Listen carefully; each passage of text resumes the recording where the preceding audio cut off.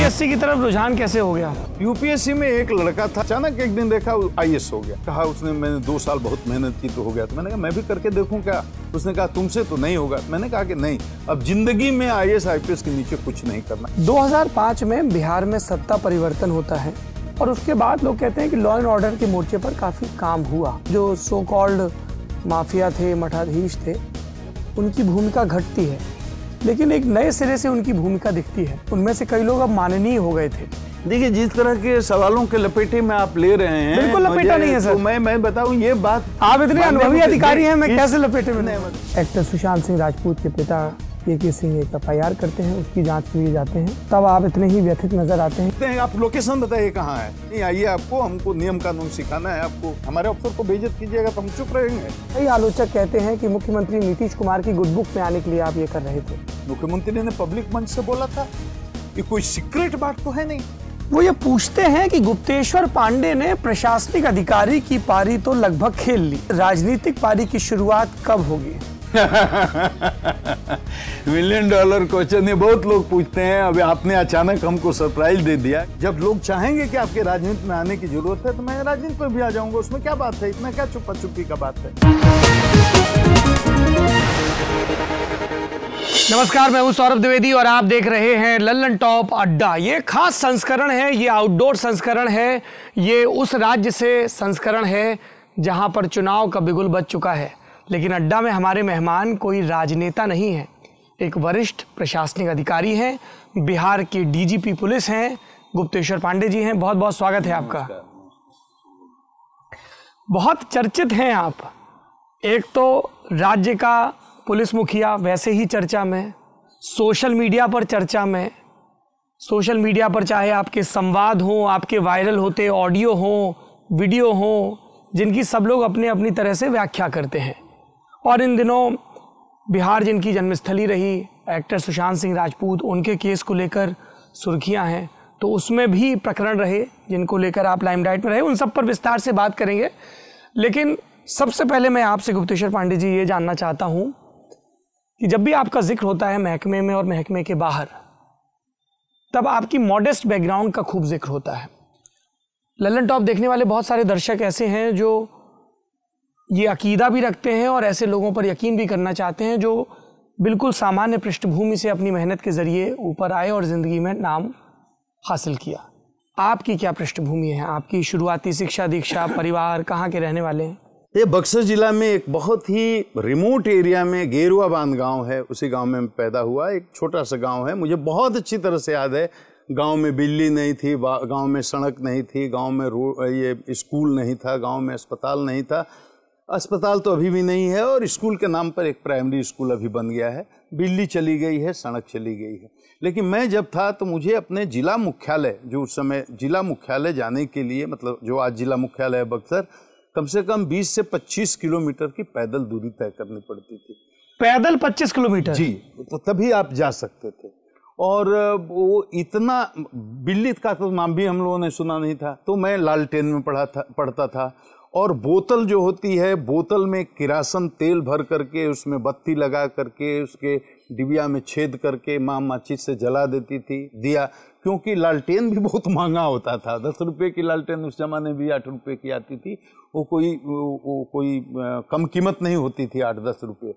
तो वो सबसे सस्ता वो था कि घर में शीशी खाली कोई पड़ी है, उसमें किरासन डाल दो, उसमें एक कपड़े की बत्ती लगा दो और उसके ढक्कन में छेद करके उसको माचिस से जला दो, दिया। उसकी रोशनी में पढ़ाई लिखाई हुई।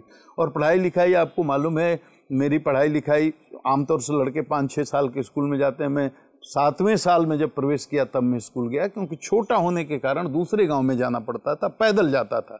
एक हाथ में बोरा होता था और एक हाथ में जोरा होता था। स्कूल के नाम पर एक मड़ई थी, एक विशाल बरगद का पेड़ था, गुरुजी बैठते थे खटिया पर, हम लोग बैठते थे, अपना जो बोरा ले जाते थे उसी पर। मैं अकेला नहीं, हमारे साथ जितने भी बच्चे जाते थे, और अंडरवियर पहन करके जाते थे। वो अंडरवियर नहीं जो आजकल के वो फैशन वाले अब तो शॉर्ट्स मिलते हैं, वो एक गांव का टेलर सी देता था वो सस्ते कपड़े का, 2 रुपये 1 रुपये मीटर का वो अंडरवियर, और बनियान पहन करके, शर्ट भी नहीं, पैर में जूते भी नहीं, चप्पल भी नहीं।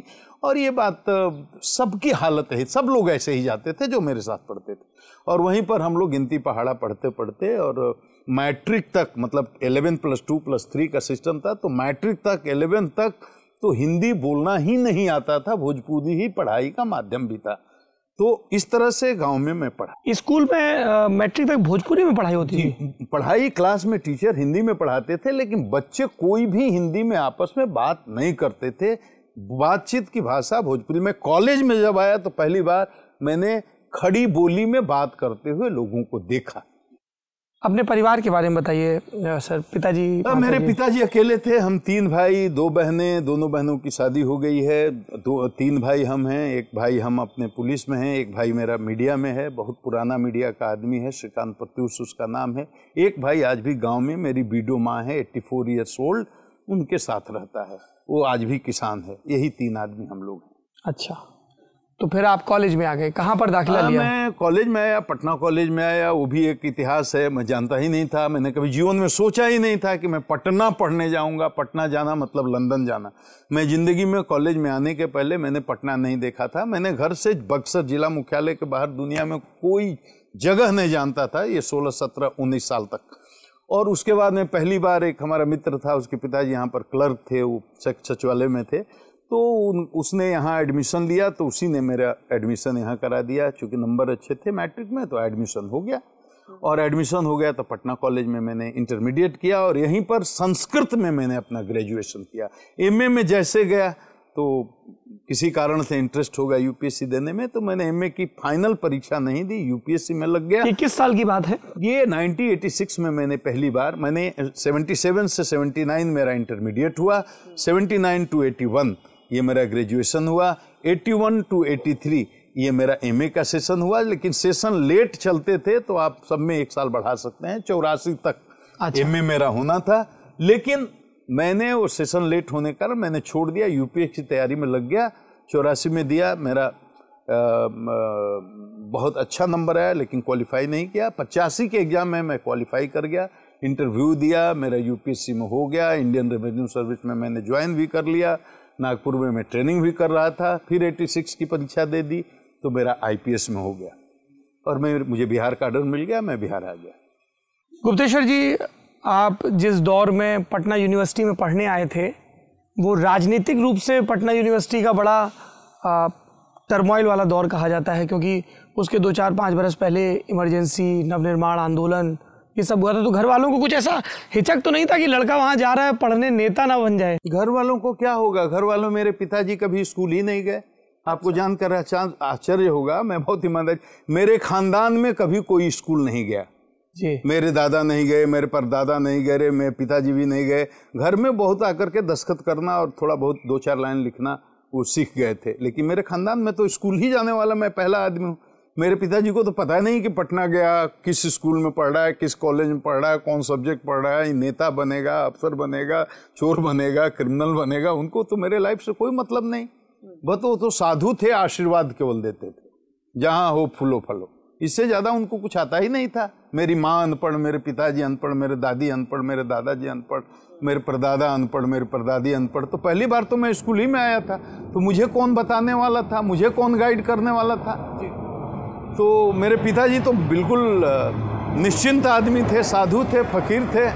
तो यूपीएससी की तरफ रुझान कैसे हो गया? यूपीएससी में एक लड़का था जो मेरे से बहुत, मैं मानता हूँ कि मेहनती बहुत था, लेकिन दिमाग उसका मेरी समझ से, मुझे अब लगता है कि मैं सही नहीं था ऐसा अगर सोचता था तो, लेकिन मैं लगता था कि मेरे से कमज़ोर है, औसत दर्जे का विद्यार्थी है। अचानक एक दिन देखा आईएएस हो गया, तो मैंने पूछा तुम कैसे हो गए? कहा उसने मैंने 2 साल बहुत मेहनत की तो हो गया। तो मैंने कहा मैं भी करके देखूं क्या?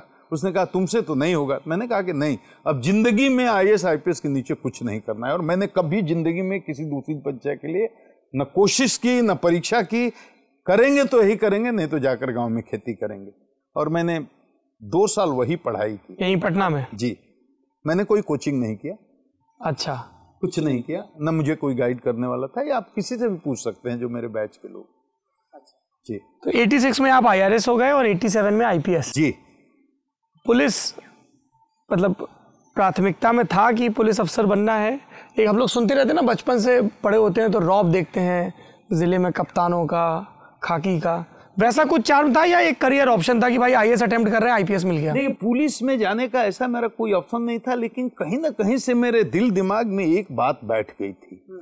वो मेरे घर में बहुत पहले, जब मैं बचपन में था, मैं 12-14 साल का रहा हूँगा, तो मेरे घर में सेंधमारी हुई थी। उसको गृहभेदन बोलते हैं अगर भाषा में, तो वो सेंध मार करके और चोर घुसे थे, और उसकी इंक्वायरी में एक पुलिस ऑफिसर आया था। उसने इतनी बदतमीजी से सवाल करने शुरू किए मेरी माँ से, मेरे पिताजी से, फिर गांव के लोग भी जमा हो गए, और बाद में पता चला कि वो इंक्वायरी करके गया, केस ही नहीं हुआ, कोई FIR ही नहीं हुआ, बदसलूकी के साथ बात करना। उसके तुरंत दूसरे दिन हमारे बड़े गोतिया थे, उनके घर में एक गृहभेदन की घटना हो गई। उन दिनों ये आम बात थी, उनके घर में हुई, तो वही पुलिस ऑफिसर उसी थाने से वही इंक्वायरी करने आया। उसने इंक्वायरी किया, हम लोगों ने समझा कि केस हो, ऑफिसर ने इंक्वायरी कर ली तो केस हो गया, मुकदमा हो गया। बाद में पता चला कि ना कोई केस हुआ ना मुकदमा हुआ। बहुत बदतमीजी से वहाँ भी उसको बात करते हुए देखा, तो मेरे मन में पुलिस के प्रति एक नकारात्मक भाव बचपन में बैठ गया, और मुझे लगा कि अगर मौका मिलेगा तो इसको मैं ठीक करूँगा। तो ये स्मृति है, कहीं ना कहीं से होगी, लेकिन मुझे नहीं पता था कि मैं IPS अफसर बन जाऊँगा। लेकिन जब परीक्षा में IPS मेरा हो गया तो मेरी वो पुरानी स्मृतियां बहुत ताजी हो गईं, और मुझे लगा कि मौका है कि मैं पुलिस की इमेज को सुधारने के लिए काम कर सकता। जब आप पुलिस की इमेज को सुधारने के इरादे से अपने होम काडर में आए, जो आपका बिहार काडर था, तब बिहार सुर्खियां बना रहा था।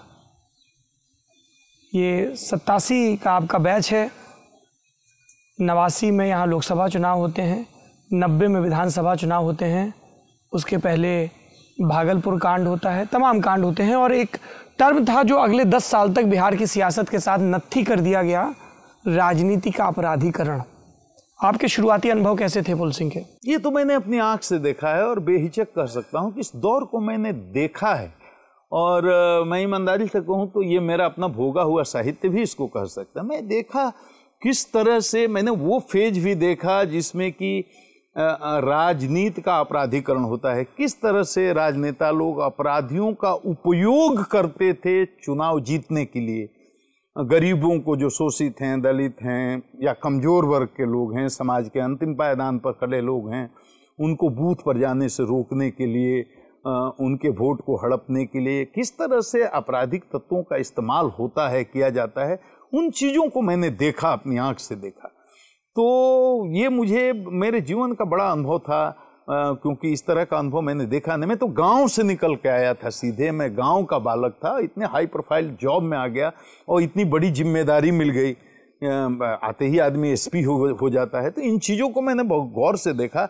अब मुझे बहुत पीड़ा होती थी ये देख करके कि क्या इस तरह से आदमी नेता बनता है कि जो शोषित हैं, दलित हैं, कमज़ोर हैं, या समाज के निचले पायदान पर खड़े लोग हैं, तो उनको डरा करके, धमका करके, उनको मताधिकार से वंचित करके, और क्या अपराधियों के और गुंडों के बल पर नेतागिरी की जाती है। मैं नहीं कहता कि सारे लोग ऐसे, लेकिन कुछ ऐसे लोग थे जिनको मैंने देखा कि ये करते हैं, प्रैक्टिकली होते हुए देखा, और मेरे मन में इसको लेकर के बहुत क्षोभ और आक्रोश होता था।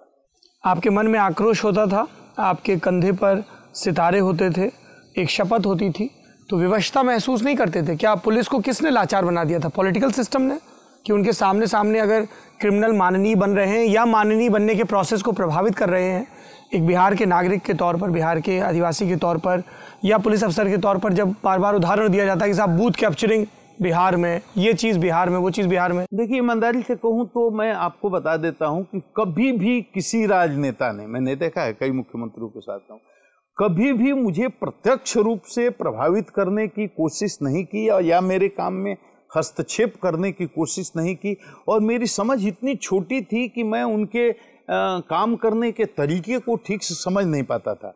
मैं ये कह सकता हूँ कि मैं नौकरी के अगले 10 वर्ष तक मैं अपने को बेवकूफ़ी समझता हूँ। मुझे बहुत कम चीज़ें गलत हो रहा है समझ रहा हूँ, लेकिन इसको कैसे ठीक करना है मुझे ये समझ में नहीं आता था।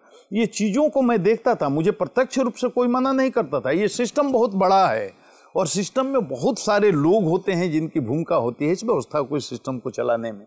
इसमें कलेक्टर होते हैं, एसपी होते हैं, एसपी होते हैं, थानेदार से लेकर चौकीदार से लेकर के सीओ से लेकर के बीडीओ से लेकर के और तमाम जनप्रतिनिधि। तो बहुत बड़ा इस सिस्टम का रूप बहुत व्यापक है, उसमें एक छोटा सा पेच में था। तो मेरे बिना भी कोई किसी का काम रुकने वाला नहीं था। जो चाहते थे, जहाँ से जैसे लोग जिस चीज़ को जैसे मैनिपुलेट करना चाहते थे वो कर ही लेते थे। तो प्रत्यक्ष रूप से तो कभी किसी ने मुझे हस्तक्षेप नहीं किया, लेकिन मैं ये देखता था जो चीज़ नहीं होनी है वो हो रही है और मैं उसमें कुछ भी करने की स्थिति में नहीं हूं। इन चीज़ों को मैंने देखा है 90 के दशक में। 90 के दशक में लालू प्रसाद यादव का बिहार में राज, किसी के लिए सामाजिक न्याय का युग, किसी के लिए अंधकार युग, पॉलिटिकल मसला है। मैं आपसे आपकी जहानाबाद पोस्टिंग पर सवाल पूछूंगा। आप जहानाबाद में कप्तान रहे, एसपी रहे, बेगूसराय में भी रहे और भी ज़िलों में रहे। नक्सलवाद की समस्या, इसका बार बार जिक्र होता है और बिहार में ये बड़े पैमाने पर रही है। नक्सलवाद से निपटने में पुलिस की सफलता असफलता पर आप क्या कहना चाहेंगे? देखिए, ये केवल पुलिस प्रॉब्लम है नहीं, मैं हमेशा से बता रहा हूँ और हमेशा से मेरी ये समझ रही है, जितनी मेरी छोटी बुद्धि है मैं बताऊँ, ये केवल पुलिस प्रॉब्लम नहीं है, इसको सोशियो इकोनॉमिक प्रॉब्लम से जोड़ कर देखा जाना चाहिए। मैं एक बार सीनियर एसपी था तो मैंने बोल दिया था कि दमन से उत्पन्न उग्रवाद, दमन से उत्पन्न उग्रवाद, शोषण और दमन से उत्पन्न उग्रवाद, शोषण से उत्पन्न उग्रवाद दमन से नहीं दबेगा। तो मेरा कहना का मतलब यही था कि मुख्य धारा से जो लोग कटे हुए हैं, लोग जिन्होंने व्यवस्था के खिलाफ जंग छेड़ रखी है, जिनका व्यवस्था पर से पूरी तरह से विश्वास उठ गया है, जो इस व्यवस्था को पूरी तरह पलट देने के लिए हथियार उठा चुके हैं, उनकी आस्था व्यवस्था में पैदा हो, ये काम करना पड़ेगा। जब तक उनकी आस्था इस व्यवस्था में पैदा नहीं होती, वो जंग में रहेंगे और हथियार लेकर के रहेंगे। तो हमें इसके लिए भी कुछ करना होगा, मतलब अपनी व्यवस्था में सुधार करने होंगे। केवल हम बंदूक चला करके अगर उनको मारें, ठीक है, जहां उनके मिलिट्री दस्ते हैं, हमारी पुलिस के साथ उनकी मुठभेड़ें होती हैं, वो हम करेंगे, लेकिन केवल बंदूक से अगर आप किसी को मार दीजिएगा तो उग्रवाद तो एक विचारधारा है, तो विचारधारा को आप बंदूक से नहीं मार सकते। विचार जिंदा रहेगा, विचारधारा जिंदा रहेगी तो बंदूक ढोने वाले कंधे भी मिल जाएंगे। इसलिए मैं मानता हूं कि विचार को आप विचार से काट सकते हैं, व्यवस्था में जो दोष हैं उन दोषों को दूर करके काट सकते हैं। शोषण है, जुल्म है, अत्याचार है, अन्याय है, तो इन चीज़ों पर अपनी पूरी ताकत लगा करके सिस्टम को अपने आप को इम्प्रूव करना पड़ेगा। वही समस्या का सही समाधान है। केवल बंदूक से मार देने से उग्रवाद समाप्त नहीं होगा, ये मैं व्यक्तिगत रूप से मानता हूँ। इसीलिए मैंने आज तक एक भी, कभी भी जो कहते हैं नकली मुठभेड़ होती है, असली मुठभेड़ तो मुठभेड़ होती है, या नकली मुठभेड़ क्या होती है, मैंने आज तक कभी किसी उग्रवादी को, तथाकथित उग्रवादी नक्सलवादी को एक तमाचा भी नहीं मारा। कानूनी सारी कार्रवाई की है, गिरफ्तारी की है, जेल भेजा है, जो भी कानूनी प्रक्रिया है, लेकिन मैंने कभी झूठी मुठभेड़ छूट नहीं दी किसी को।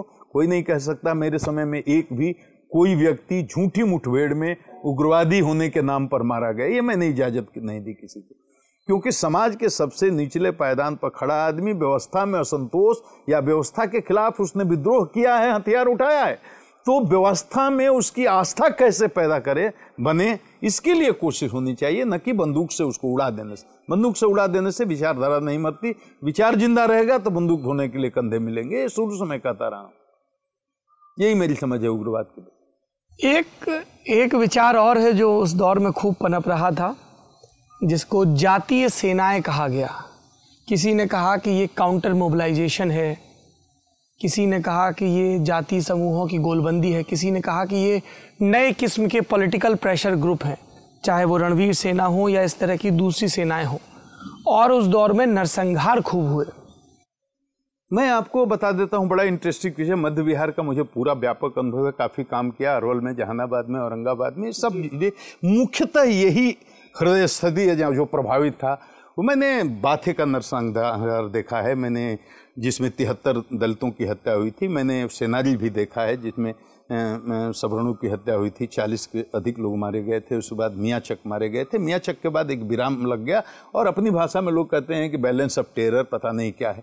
देखिए, पूरे मध्य बिहार में बहुत ही जटिल स्थिति थी। नक्सली ग्रुप पे देखिए, ये सीपीआई एमएल वाले, पार्टी यूनिटी वाले और एमसीसी वाले, जहानाबाद में, औरंगाबाद में और अरवल के हिस्से में एमसीसी नाम की कोई चीज़ नहीं थी। एमसीसी तो आज भी नहीं है, एमसीसी ख़त्म हो गई, लेकिन जो लोग नहीं जानते हैं आज भी एमसीसी का नाम लेते हैं, वो हो गई माओइस्ट कम्युनिस्ट पार्टी। मतलब communist party of India bracket में माओइस्ट, हिंदी में कहेंगे भारत की कम्युनिस्ट पार्टी ब्रैकेट में माओवादी, लेकिन संक्षिप्त में उसको बोलते हैं माओवादी या माओइस्ट। अब ये नई पार्टी का, तो मैंने तो उस फेज को देखा जब पार्टी यूनिटी लड़ रही है सीपीआई एमएल से, CPI ML versus party unity versus MCC, so called MCC. ये तीनों जो वामपंथी, चरम वामपंथी जो ताकतें थी, ये आपस में भी क्षेत्र विस्तार के लिए, प्रभाव विस्तार के लिए लड़ रही थी। सीपीआई वाले मार रहे थे ये पार्टी यूनिटी वालों को, पार्टी यूनिटी वाले मार रहे थे सीपीआई वालों को, ये मार रहे थे फिर एमसीसी वालों को, एमसीसी वाले मार रहे थे सीपीआई एमएल को। वो एक तो वो दौर था। उसी समय उसके पैरेलल कई सेनाएं, जिन सेनाओं की जो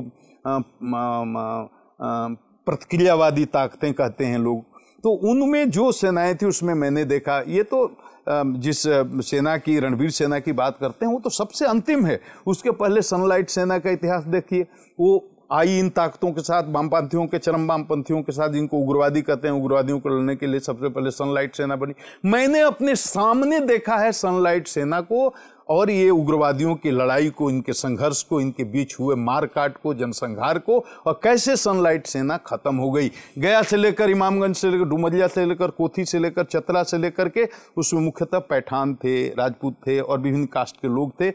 सैकड़ों की हत्या हुई, सैकड़ों की संख्या में लोग करके मारे गए और अंत में इस लड़ाई में उग्रवादी भी मारे गए। लेकिन अंत में परिणाम संक्षेप में बता रहा हूं, सनलाइट सेना खत्म हो गई। उसके बाद में और छोटी छोटी लोरिक सेना, बहुत सेनाएं बनी, उनका उल्लेख महत्वपूर्ण नहीं है। लेकिन सबसे महत्वपूर्ण जो सेना उसके बाद बनी वो सवर्ण लिबरेशन फ्रंट थी। सवर्ण लिबरेशन फ्रंट वो थी जो उग्रवादियों के खिलाफ लड़ने के लिए तैयार की गई और उनके आप संघर्ष हुए, जिसमें छोटे छोटे कई नरसंहार, जनसंहार हुए इस मध्य बिहार में। लेकिन डायमंड जो उसका नेता कहा जाता है सवर्ण लिबरेशन फ्रंट का, उसकी गिरफ्तारी हुई गया में, और गया में उसके गिरफ्तारी के बाद ये सवर्ण लिबरेशन फ्रंट बिल्कुल खत्म हो गया। और 73 में ये जब उसके बाद में एक तरह से आप देखिएगा तो जो उग्रवादी शक्तियों, ताकतों के विरुद्ध में मोर्चा था, वो मोर्चा बिल्कुल धराशायी हो गया। और सबसे अंत में ये जिसको बोलते हैं रणवीर सेना, उसका निर्माण हुआ। और रणवीर सेना ने बिहार के इतिहास में आज़ादी के बाद सबसे बड़ा नरसंहार किया, जिसमें 73 आदमी मारे गए। मैं औरंगाबाद में उस समय में एसपी था, जो निकटवर्ती जिला है, और पूरी तरह से पटना राजधानी से जहानाबाद मुख्यालय का कम्युनिकेशन कट गया था। टेलीफोन से बात नहीं हो रही थी, वायरलेस से बात नहीं हो रही थी। मुझे खबर किया गया और मैं पहला आदमी था जो उस गांव में बाथे में पहुंचा, और रात को 2 बजे अकेले 4 सिपाहियों के साथ। मुझे नहीं पता था कि इतनी बड़ी घटना हुई है। डीजी ने कहा जाकर देखो कुछ हुआ है। मैंने लाश गिनते गिनते 1 गिना, 2 गिना, 3 गिना, 4, 5, 6, 7, 8, 9, 10, 11, 12, 13, 14, 15, 34 लाश गिनने के बाद मुझे पसीना आने लगा रात को 2 बजे। और तब मैंने मुख्यालय को खबर किया कि यहाँ तो भारी जनसंहार हुआ है। सुबह 5 बजते देश भर के नेता पहुँच गए, 100-200 मीडिया पहुँच गए, 200-400 पुलिस पहुँच गई, 73 लाशें। तो वो मैंने जनसंहार अपने आंखों से देखा है। उसके बाद सेनारी में उसके बाद एक जनसंहार हुआ सवर्णों का, एक जात विशेष के लोगों को इन उग्रवादियों ने मारा। उसमें 40 के आसपास लोग मारे गए। बहुत ही भीषण दृश्य था। उनको बहुत ही ब्रुटैलिटी के साथ, बहुत ही कसाई की तरह रख करके गर्दन को काटा गया था। उनको बहुत ही, वो देख करके रोंगटे खड़े हो जाते हैं। वहाँ भी कोई भी जाने के लिए तैयार नहीं था।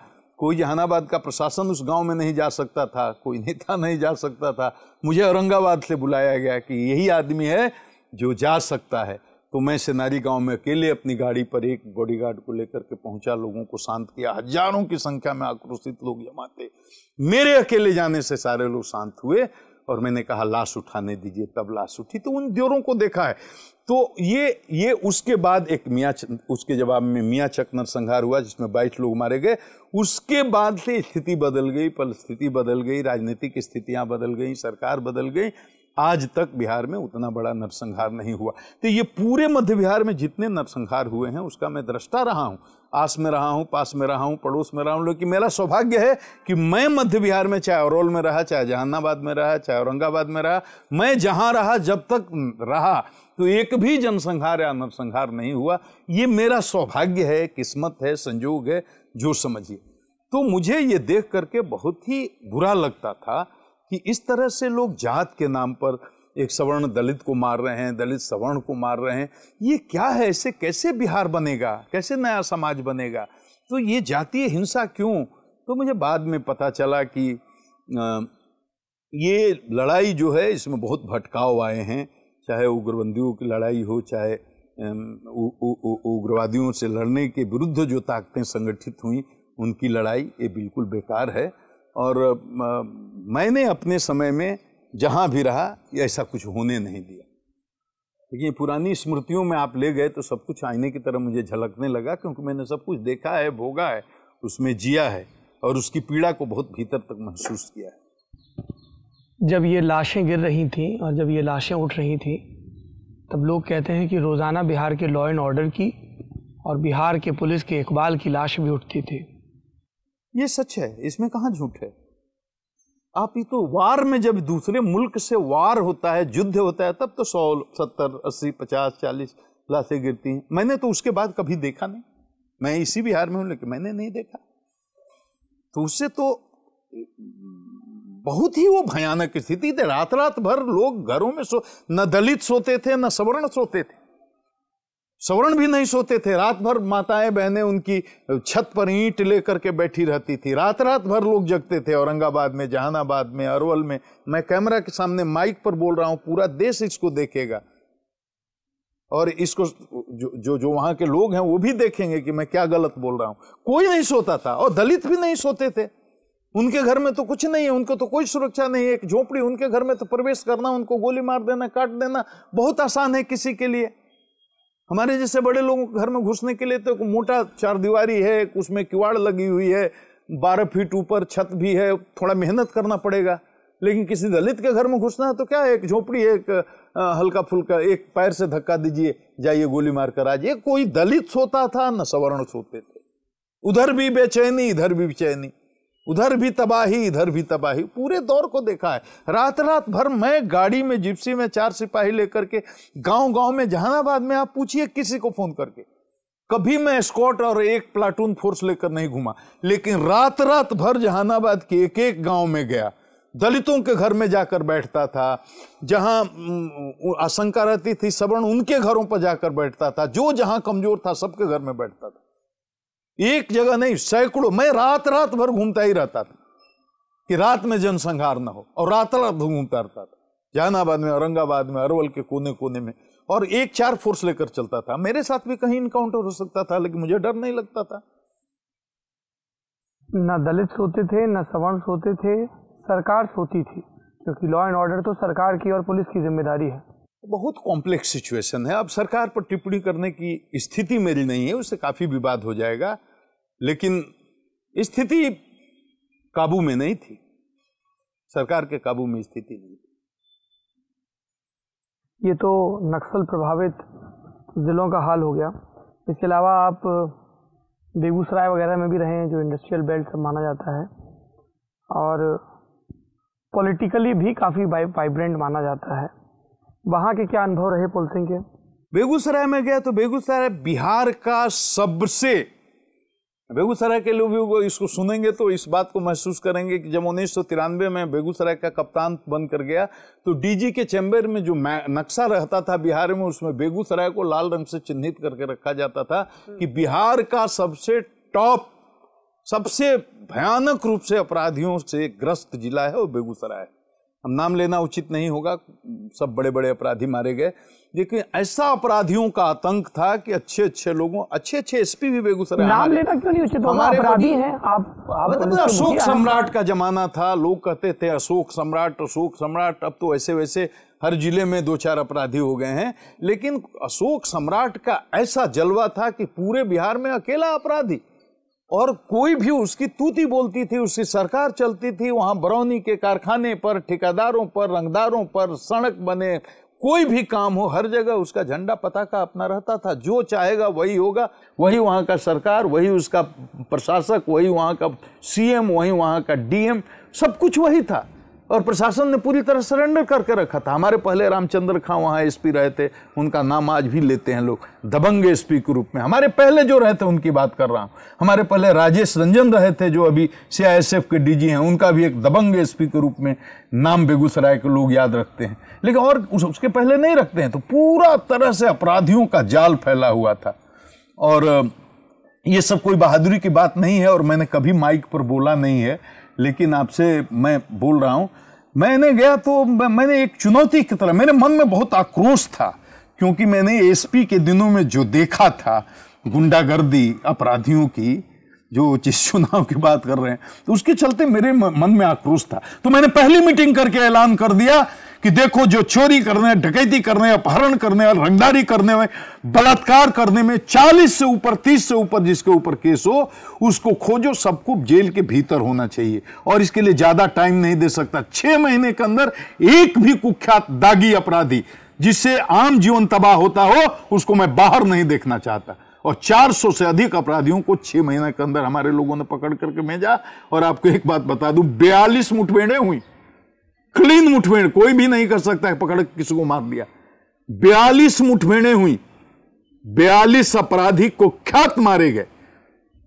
और पूरी तरह से 93 और 94 का आप अपराध आंकड़ा बेगूसराय का मंगाइए, उस पर शोध करने का, स्टडी करने का है कि उस जमाने में कुछ भी नहीं बदला था, न सरकार बदली थी, न सिस्टम बदला था, सब कुछ वही था, केवल वहां का कप्तान बदला था। और वहां के लोगों ने किया। मैंने 500 से अधिक गांवों में नौजवानों को जुटाया। मैंने कहा बेगूसराय को अपराध मुक्त करना है कि नहीं? लोगों ने कहा करना है। बेगूसराय में शरीफ लोग रहेंगे या रंगदार रहेंगे, अपराधी रहेंगे? बोला शरीफ लोगों के रहने की जगह बनाना चाहते हैं। तो हमने कहा आपको कुछ नहीं करना है, मेरा सहयोग कीजिए, मेरा सहयोग कीजिए। उन्होंने कहा कि करेंगे। और आप भाई साहब जान जाइए, केवल उनके सहयोग से, आई सैल्यूट देम, वो सब जो 20 साल 25 साल के लड़के थे आज 40 45 50 साल के हो गए। 25 साल पहले मैं बेगूसराय में एसपी था, आज भी जाता हूं तो मिलते हैं 50-55 किलो। उन्होंने इतना सहयोग किया, फिल्मी स्टाइल में इनकाउंटर हुए। यहां जाइए, वहां अपराधी बैठा है, वहां लाल गमछी बांध करके, मुठे रेठा बांध करके बैठा है, हमारा टीम जाती है, वो देखता है, गोली चलाता है, गोली चलती है, मारा जाता है। ऐसे 42 इनकाउंटर होना, और 6-8 महीने के अंदर यहाँ 40-42 आदमी की मुठभेड़ हो जाएगी, तो वहां पर कोई क्रिमिनल रहेगा? आज सोशल मीडिया का जमाना नहीं है। टीवी में भी न्यूज नहीं था, केवल दूरदर्शन था। टीवी न्यूज 93 के बाद शुरू हुआ। आप जानते हैं सोशल मीडिया थी नहीं, इलेक्ट्रॉनिक मीडिया थी नहीं, मोबाइल था नहीं, व्हाट्सएप था नहीं, कुछ नहीं था। 4 अखबार के पेज अखबार निकलते थे पटना से, 2 हिंदी 2 अंग्रेजी के, और वो 12 पेज के अखबार जिसमें पूरे बिहार की खबर होती थी। बिहार भी झारखंड को मिलाकर बहुत बड़ा बिहार था। तो वो चीजें बहुत प्रमुखता से नहीं आई, नहीं तो बहुत बड़ा काम हुआ। वो कम्युनिटी पुलिसिंग जिसकी बात करते हैं, उसी का कमाल था। मेरा कोई कमाल नहीं था, मैंने तो एक चिट्ठी भी नहीं मारी, लेकिन हाथ उठाता था, उंगली उठाता था कि भाई ये आदमी पकड़ में आना चाहिए। वो आदमी पकड़ा जाता था या मारा जाता। 42 मुठभेड़ें हुई, और डाटा देखिए, अपहरण शून्य, बैंक डकैती शून्य, रोड डकैती शून्य, पेट्रोल पंप लूट शून्य, बैंक लूट शून्य, हाउस डकैती शून्य, बलात्कार शून्य, गृहभेदन और चोरी की घटनाएं भी न्यूनतम पर आ गई थी। वो तो रिकॉर्ड की बात है, कोई चेक करता है। ये कम्युनिटी पुलिसिंग मैंने कुछ नहीं किया, वहां की जनता ने किया। तो आज भी मैं विश्वास करता हूं कि जनता अगर जाग जाए कि अपराधियों की हम गुंडागर्दी नहीं सहेंगे, नहीं चलने देंगे, तो कोई भी आदमी काम करने वाला हो तो कमाल कर सकता है। डीजीपी साहब एक बात बताइए, वही सरकारी निज़ाम, उसी सरकारी निज़ाम के दौरान नरसंहार होते हैं और तब लगता है कि लॉ एंड ऑर्डर ध्वस्त हो गया, और वही सरकारी निज़ाम और आप बेगूसराय का उदाहरण दे रहे हैं, तो गैप कहाँ था? कई लोग इसकी व्याख्या ऐसे करते हैं कि पॉलिटिकल विल नहीं थी, कहीं पर और कहीं पर थी। और कई लोग ऐसे कहते हैं कि जो सत्ताधारी थे, जो उनके समर्थक थे, उन्हें उनके इलाकों में खुली छूट थी, और जो सत्ता समर्थक नहीं थे वहाँ पर पुलिस को खुली छूट थी। सत्य है ये?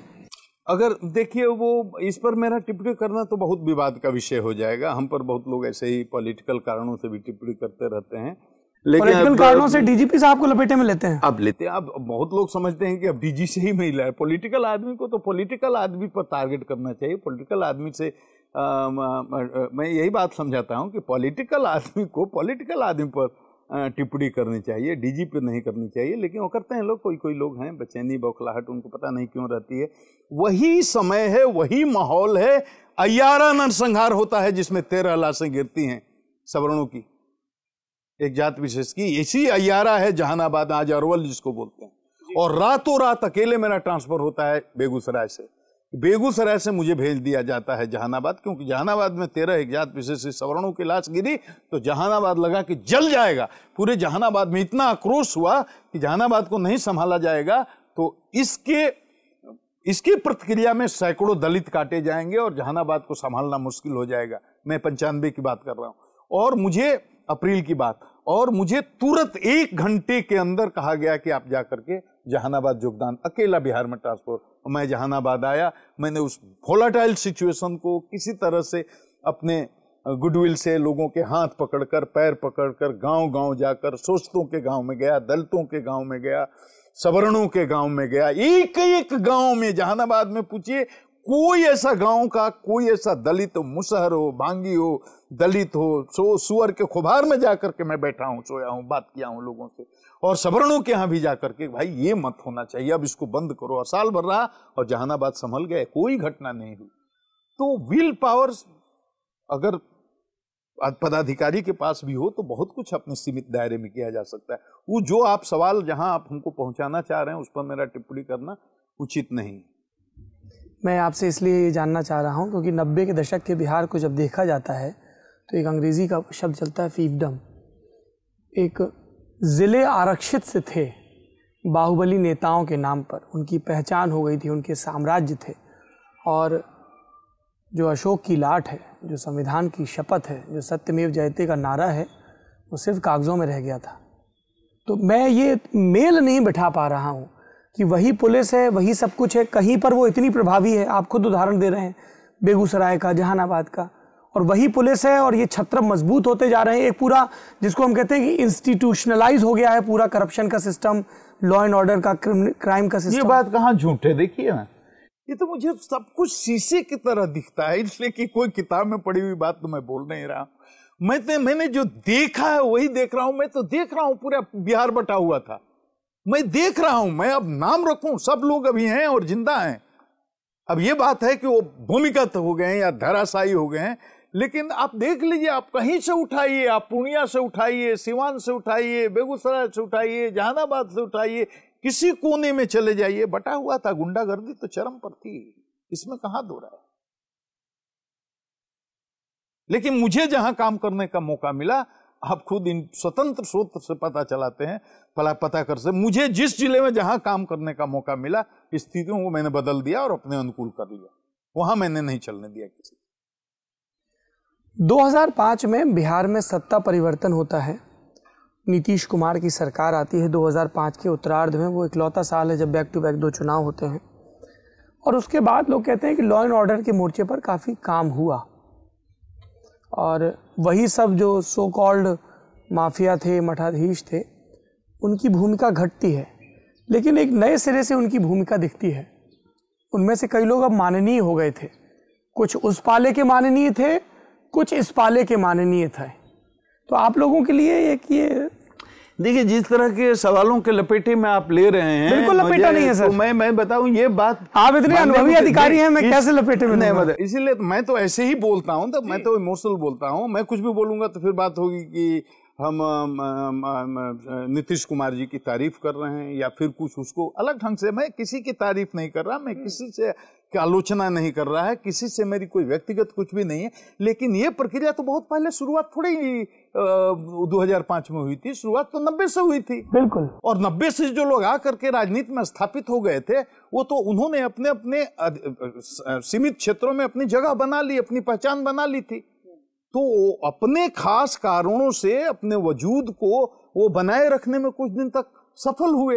वो 2005 के बाद भी कुछ दिनों तक सिलसिला चला, लेकिन धीरे धीरे धीरे धीरे धीरे धीरे धीरे धीरे उनको वो सिस्टम से बाहर होते गए। इसको भी बहुत आराम से देखा जा सकता है। मेरा अगला सवाल जो है, आपके पास ये विकल्प है, आप चुने कि आप डीजीपी के तौर पर जवाब दें या बिहार के नागरिक के तौर पर जवाब दें। ये एक प्रवृत्ति यहाँ पर दिखी कि कई अपराधी जातियों के मसीहा हो गए। कोई क्रिमिनल किसी की जाति का मसीहा, झंडा बरदार कैसे हो सकता है? इस प्रवृत्ति पर आप क्या सोचते हैं? मैं तो हमेशा से बोलता रहा हूँ, खुले मंच से बोलता रहा हूँ, आज से नहीं बोलता रहा हूँ, 30 साल से बोल रहा हूँ। मुझे याद है बेगूसराय जब मैं गया था तो वहीं से मैंने इसकी शुरुआत की। जो जितना बड़ा अपराधी है वो अपनी जात का सबसे बड़ा नेता कैसे हो जाएगा? लेकिन हुआ है ऐसा। जिस जात का सबसे बड़ा अपराधी हुआ, उसके पास पैसा हो गया, चाहे लूट करके आए, डकैती करके आए, अपहरण करके आए, अपराध करके आए, और जितना बड़ा नाम अपराध जगत में उसका होगा, उतना राजनीति में उसका कद बढ़ता, माने अपने समाज में उसका कद बढ़ता जाएगा। इस फेज को मैं कहता हूं समाज का अपराधीकरण। मैं बहुत विनम्रता से ये बात लोगों से भी पहुंचाता हूं, मैं हर मीटिंग में बोलता हूं। इसलिए मुझे आपके सामने आपके सवाल का जवाब देने में कोई हिचक नहीं, कोई परेशानी नहीं है कि अब किसी समाज का, किसी जात का सबसे बड़ा अपराधी उस जात और समाज का आदर्श कैसे हो सकता है? ये इस देश में कौन सी एक जात है जिसमें महान विभूतियां पैदा नहीं हुई हैं? दलित से लेकर, पिछड़ा से लेकर, अति पिछड़ा से लेकर सवर्णों में हर जात में ऐसी ऐसी महान विभूतियां हुई हैं जिनके प्रति मतलब देश कृतज्ञ है, देश पर कर्ज है उनका। तो हर जातियों में ऐसे ऐसे लोग हुए हैं और आज भी हैं। हर जातियों में अच्छे लोग हैं और इनफैक्ट अच्छे ही लोग ज्यादा हैं, लेकिन हर जात का नेता अपराधी कैसे हो जाएगा? हर जात का। तो ये समाज को चिंतन करना चाहिए कि अगर किसी अपराधी चरित्र वाले व्यक्ति को, निकृष्ट व्यक्ति को जात के नाम पर अगर उसको हम प्रश्रय देंगे, उसको नेता बनाएंगे, उसको फूल माला करेंगे, उसका अभिनंदन वंदन करेंगे, उसकी जय जयकार करेंगे, तो उनका पतन होगा, सामाजिक पतन होगा और बिहार का बहुत नुकसान होगा। इसलिए जात से तो ऊपर उठना होगा, अपराधी को अपराधी की नजर से देखना होगा। मेरी स्पष्ट राय है इस बारे में और मैं हमेशा बोलता रहता हूँ। गुप्तेश्वर जी, आपने अपने एसपीशिप के तमाम उदाहरण साझा किए, कम्युनिटी पुलिसिंग वगैरह की बात की। एक प्रकरण है जिसको लेकर आपके कई आलोचक उंगली उठाते हैं, इसलिए मैं चाहता हूं कि आज जो भी ललन टॉप के दर्शक हैं उनके सामने पूरा पक्ष आ जाए। आप मुजफ्फरपुर जोन के आईजी एडीजी थे और एक वहां पर नवरूणा प्रकरण होता है जिसमें उस लड़की के पिता भी आप पर इल्ज़ाम लगाते हैं। क्या है सच्चाई इस मामले की? ये बहुत ही अफसोस की बात है, मुझे बड़ी तकलीफ होती है। वो बच्ची थी, 10-12 साल की बच्ची होगी, एक बंगाली परिवार की होगी। उसके पिताजी हैं, वो भी मैं समझता हूँ कि 80 के आसपास उनकी उम्र हो जाएगी। तो उसका तथाकथित रूप से अपहरण होता है। 3 महीने के बाद लाश मिलती है। लाश उनके घर के दरवाजे पर 4 फीट आगे एक नाली में मिलती है। खैर, वो एक घटना है। अब उसके बाद में एक केस होता है, अज्ञात के खिलाफ एक मुकदमा होता है, उसका अनुसंधान होता है, कुछ लोगों को जेल भी भेजा जाता है। लेकिन वो लड़की की लाश है और शहर में मिली है, इसलिए काफ़ी सनसनीजनक समाचार छपते हैं। तो फिर उसको सीआईडी 100 दिन के अंदर सीआईडी उसको ले लेती है। सीआईडी के बाद 1 साल के बाद उसको सीबीआई उस केस का अनुसंधान ग्रहण कर लेती है और अभी भी सीबीआई उस केस का अनुसंधान कर रही है। ये तो यह पक्ष हो गया। इसमें सीधा एक बात है जो मैं कभी नहीं बोलता हूँ, क्योंकि मैं जो मामला सीबीआई देख रही है उस पर मेरी टिप्पणी करना, खास करके अगर मेरे पर कोई आरोप लगा रहा है तो उस पर टिप्पणी करना ये बिल्कुल उचित नहीं, इसमें चुप रहना चाहिए। लेकिन लोग जो नहीं जानते हैं, मैं आपको डॉक्यूमेंट, जो बात मैं बोल रहा हूँ ऑन रिकॉर्ड बोल रहा हूं, इस बात को लेकर के आप कोर्ट में जा सकते हैं कि मैंने ये बोला, इसमें कोई गलत बात की हो, इसके लिए मुझे आप सू कर सकते हैं, उस पर मुकदमा भी दायर कर सकते हैं, इसका क्लिप किसी को दे सकते हैं, कोई चाहे तो इसको चुनौती दे सकता है। मैं ऑन अकाउंट बोल रहा हूं, ऑन रिकॉर्ड बोल रहा हूं। ये घटना जिस समय होती है वो घटना होती है 2012 के किसी महीने में, और उसके 2 महीने के बाद एक और बड़ी इंटरेस्टिंग घटना होती है। 3 महीने तक इसमें कोई दिक्कत नहीं है, अनुसंधान हो रहा है, पुलिस से फिर सीआईडी को गया चला। 30 घटने के 3 महीने के बाद एक घटना हो जाती है। एक अपने को आरटीआई एक्टिविस्ट करने वाला लड़का, अब माइक पर उसके खिलाफ बोलना या उसका चरित्र हनन करना या उसका अपमान करना, उसका छोटा दिखाना या उसको आहत करना भी मेरा उद्देश्य नहीं है, लेकिन वो भी सुनेगा तो उसको पता चलेगा। एक लड़की का पीछा करता है 1 साल से, ऑल ऑन रिकॉर्ड, उसको चिट्ठी लिख रहा है, 100, 200, 150 मैसेज तो उसके कोर्ट में दिए हुए हैं रिकॉर्ड में। वो मैसेज देता है, कोर्ट में चिट्ठियां लिखता है कि मैं प्यार करता हूँ, मोहब्बत करता हूँ, तो लड़की इग्नोर करती है, उसका पीछा करता है, लगातार पीछा करता है और कहता है कि हम प्यार करते हैं, हमसे शादी कर लो। लड़की बहुत परेशान हो जाती है, उसको लगता है कि कहीं ऐसा ना हो कि हम पर तेजाब फेंक दे, क्योंकि सुबह कॉलेज बैंक में नौकरी करती है, अनमैरिड लड़की है, खूबसूरत लड़की है, सुबह वो गर्ल्स हॉस्टल से निकलती है बैंक तक तब भी पीछा करता है, शाम को आती है अंधेरा हो जाता है तब भी पीछा करता है। वो एसपी हमको फ़ोन करती है, हम उसको जानते हैं ना वो हमको जानती है, वो अपना व्यथा बताती है कि मैं आत्महत्या कर लूंगी, मैं जल जाऊंगी, मैं फांसी लगा लूंगी। एक लड़का साल भर से हमको परेशान कर रहा है। उसी समय 1 महीना 2 महीना पहले निर्भया कांड दिल्ली में हो गया है, और हमारे यहाँ सीतामढ़ी में एक लड़की को इसी तरह लड़का परेशान करता था, पुलिस ने मदद नहीं की तो फांसी लगा करके मर गई, चिट्ठी में लिख दिया, एसपी से लेकर थानेदार तक दौड़ी, किसी ने मदद नहीं की। ऐसी पृष्ठभूमि में ये लड़की हमको फोन करती है तो मैं तुरंत सीनियर एसपी को बोलता हूं, देखो कोई लड़की है, उसको कोई लड़का तंग कर रहा है, ये कह रही है मैं सुसाइड करूंगी, मुजफ्फरपुर जल जाएगा। लड़का एसपी को लड़की बताती है, वो एक सादे में 4 अफसर की टीम खड़ा करता है, और जहां लड़की बताती है कि हमको ये लड़का घेरता है, वहां पर उस सादे में टीम जाती है, वो लड़का पकड़ा जाता है, उस पर मुकदमा होता है, कोर्ट भी नहीं जाता है, लेकिन वो छूट जाता है। और उस दिन से वो शपथ ले लेता है कि मैं ये एडीजी साहब के आदेश से हुआ है तो मैं इनको पाठ पढ़ाऊंगा। और उस दिन से मेरे खिलाफ वो तरह तरह के पिटीशन, 50 पिटीशन, झूठे मुकदमे करना, पिटीशन देना, अभियान चलाना सोशल मीडिया पर। मैं पूरा डॉक्यूमेंट दे रहा हूँ, आप पढ़िएगा। प्रधानमंत्री को चिट्ठी लिखता है, इनको चिट्ठी लिखता है, सीबीआई को चिट्ठी लिखता है, सुप्रीम कोर्ट को चिट्ठी लिखता है, मानवाधिकार को चिट्ठी लिखता है, बिहार सरकार को चिट्ठी लिखता है, प्रेसिडेंट ऑफ इंडिया को चिट्ठी लिखता है, राज्यपाल को चिट्ठी लिखता है। मैंने 100 चिट्ठियां, 100 इंक्वायरी, सब इंक्वायरी हो गई, एक एक चीज की इंक्वायरी हो गई, एक एक चीज की जांच हो गई, एक एक आरोप लगाए, सबकी जांच हो गई। और इतने ही नहीं, जितने उसने मेरे पर केस किए, कभी कहता है कि विजिलेंस का मामला, ये एडमिशन ले लिए लॉ कॉलेज में और ये क्लास किए तो इन पर विजिलेंस का कैसे सैलरी ले लिए तो विजिलेंस केस करता है हाई कोर्ट तक, सब केस, सब इंक्वायरी, सब केस, सब खत्म। और वही घूम घूम करके अपने लोगों से, अब मीडिया तो इतना अनलिमिटेड इसका स्कोप है, किसको किसको आप क्या बताइएगा, और कौन सीरियसली जानने में इंटरेस्टेड है। तो कभी इस ब्लॉग से, कभी इस ब्लॉग से, कभी प्रिंट से, कभी स्क्रीन से, कभी इधर से, कभी उधर से, लेकिन पूरे 8 साल हो गए, क्या मुजफ्फरपुर से एक किसी दल के, पॉलिटिकल पार्टी के किसी एक वर्कर ने मेरे खिलाफ कुछ बोला?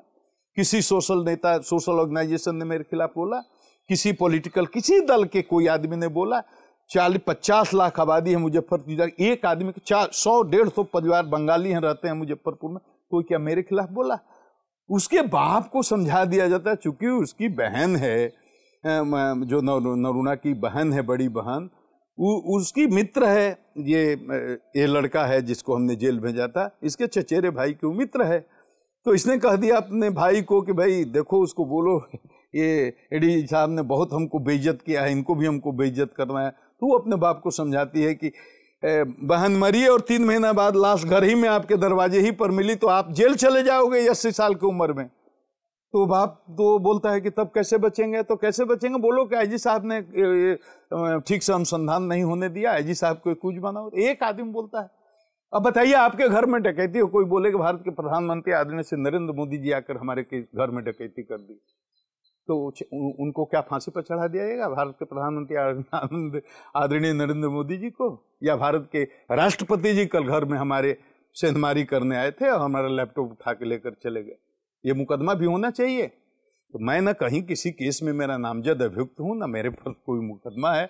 अब ये इस बात को लेकर के कभी कभी चलवाता है, सीबीआई ने पूछताछ की। अरे भाई, सीबीआई ने 400 लोगों से पूछताछ की। वहां जो थानेदार थे उनसे पूछा इसके केस के बारे में क्या है बताइए। वहां जो इंस्पेक्टर है उसके बारे में कहा केस के बारे में आपको जो जानकारी है बताइए। डीएसपी से पूछा, एसपी से पूछा, हम थे आईजी तो हमसे भी पूछा, हमारे जैसे और 400 आदमी से पूछा। तो इसका क्या मतलब है? केस में कोई एफआईआर नेम्ड एक्यूज हैं हम।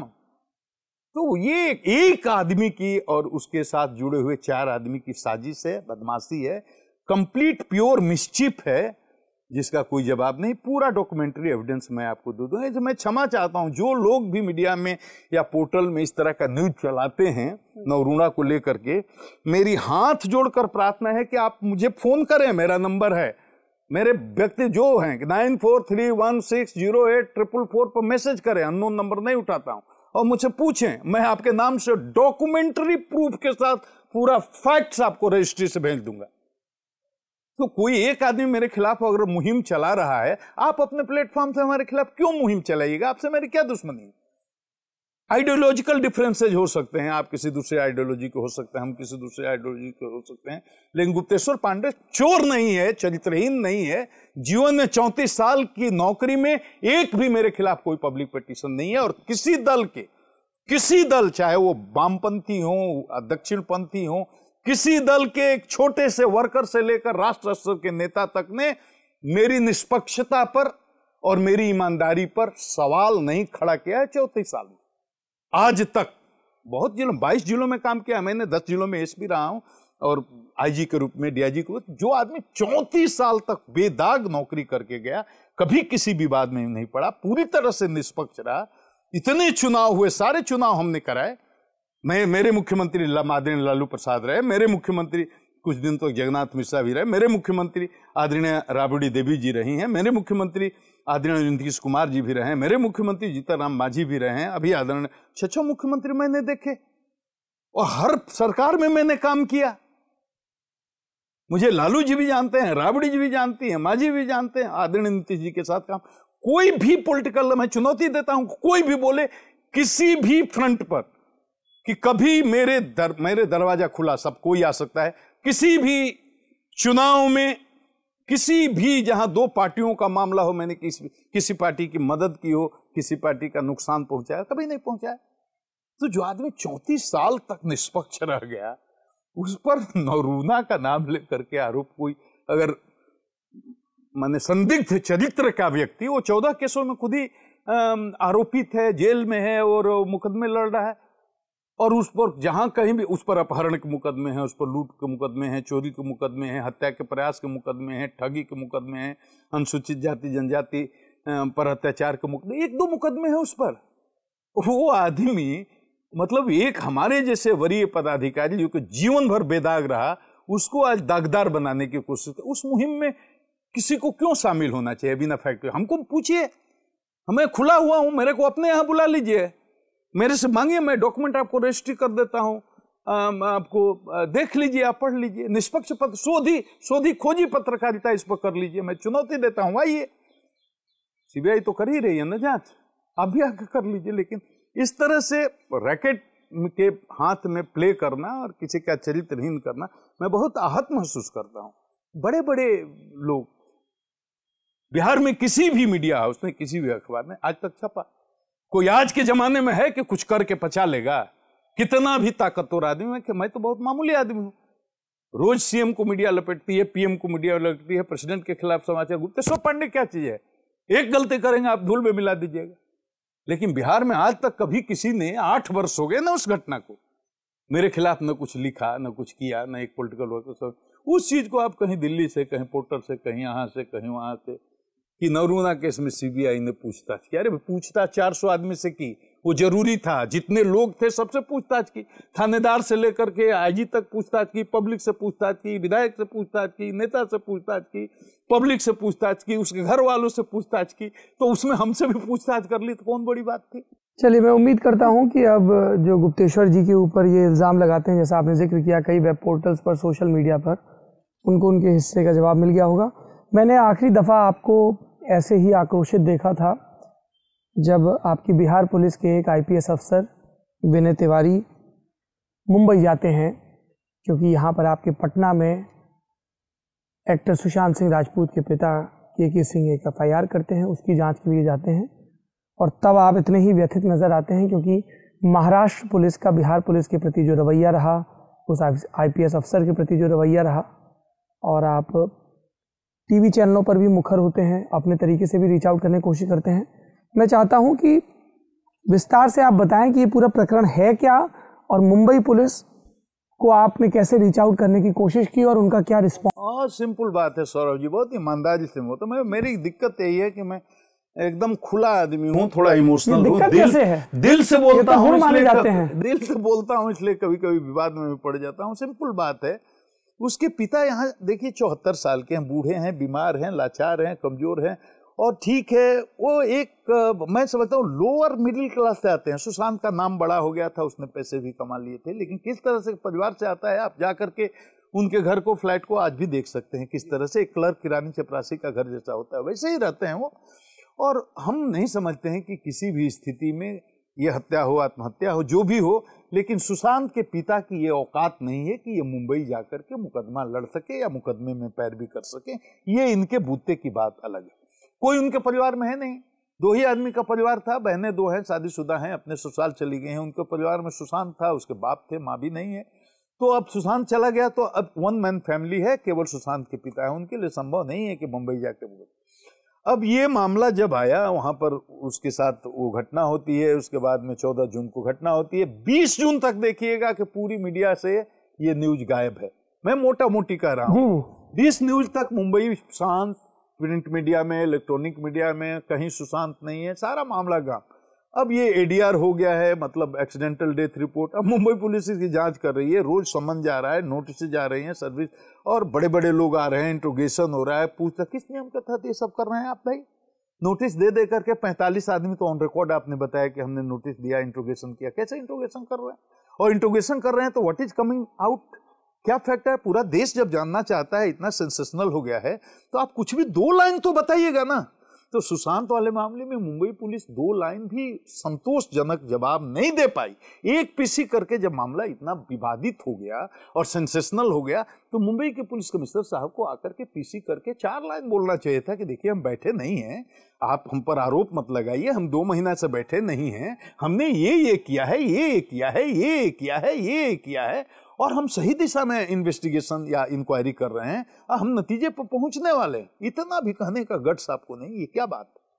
और देश में सेंसेशनल हो गया। हमने मुकदमा 20 जून तक तो मामला खत्म था, हमने मुकदमा कर दिया। अब उस पर बहस करने की जरूरत नहीं है कि हमने गलत किया, सही किया, ये इस पर सुप्रीम कोर्ट का वर्डिक्ट आ गया है। इस पर बहसें होती रही 1 महीने तक, अब इस पर बहस करने की जरूरत नहीं। हमने जब मुकदमा कर दिया तो एकदम टेक्निकल बात है कि FIR हो जाएगा तो उसको लॉजिकल एंड तक ले जाना ये मैंडेटरी है, मतलब अब कोई उपाय नहीं बचता। जब FIR लॉन्च हो गया तो इन्वेस्टिगेशन होगा और उसको लॉजिकल एंड तक ले जाना पड़ेगा।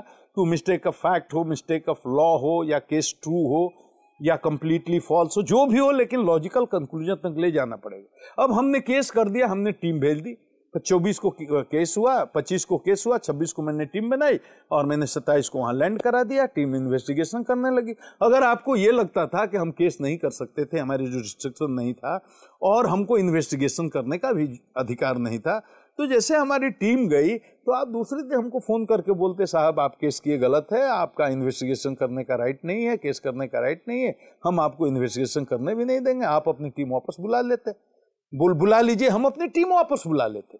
तो आपने तो कुछ नहीं कहा, मिल नहीं रहे हैं, कोऑपरेट नहीं कर रहे हैं, डॉक्यूमेंट शेयर नहीं कर रहे हैं, बात ही नहीं करना चाह रहे हैं उस विषय में। मुंबई पुलिस की तरफ से बिहार पुलिस को कुछ भी उपलब्ध नहीं कराया, कुछ भी उपलब्ध, उस पर बात ही नहीं कर। उपलब्ध करना तो medico legal crime scene, medico legal कुछ भी नहीं, क्राइम कुछ नहीं बोले ना। हम आपको मैंने रिपोर्ट देंगे ना, FIR देंगे ना, आपको मेडिको लीगल एविडेंस देंगे ना, आपको हम वीडियोग्राफी देंगे ना फोटोग्राफी, तो कुछ भी they were not ready to share anything कि हम कुछ नहीं देंगे। मतलब वो मानते थे कि आपको कोई मतलब ही इससे नहीं रखना है, ये एटीट्यूड था। तब मैंने यहाँ जो यहीं पर हैं, पटने में रहते हैं, विनय तिवारी, आप उनसे पूछिएगा, सिटी SP हैं, मैंने उनको कहा भाई हम एक सीनियर IPS ऑफिसर को भेजते हैं, may be they are small officers, inspector level, sub inspector level, तो सीनियर ऑफिसर जो है इनसे बात नहीं करना चाहते, एक IPS ऑफिसर को भेजते हैं, वो जाकर कोऑर्डिनेट करेगा, बातचीत होगी। अब मैं चिट्ठी लिख के भेजता हूँ, आपको सूचना दे करके भेजता हूँ। मुंबई के पुलिस कमिश्नर जी, मैं यहाँ से, आपके जूनियर होंगे या नहीं, मुंबई के पुलिस कमिश्नर हमसे जूनियर हैं।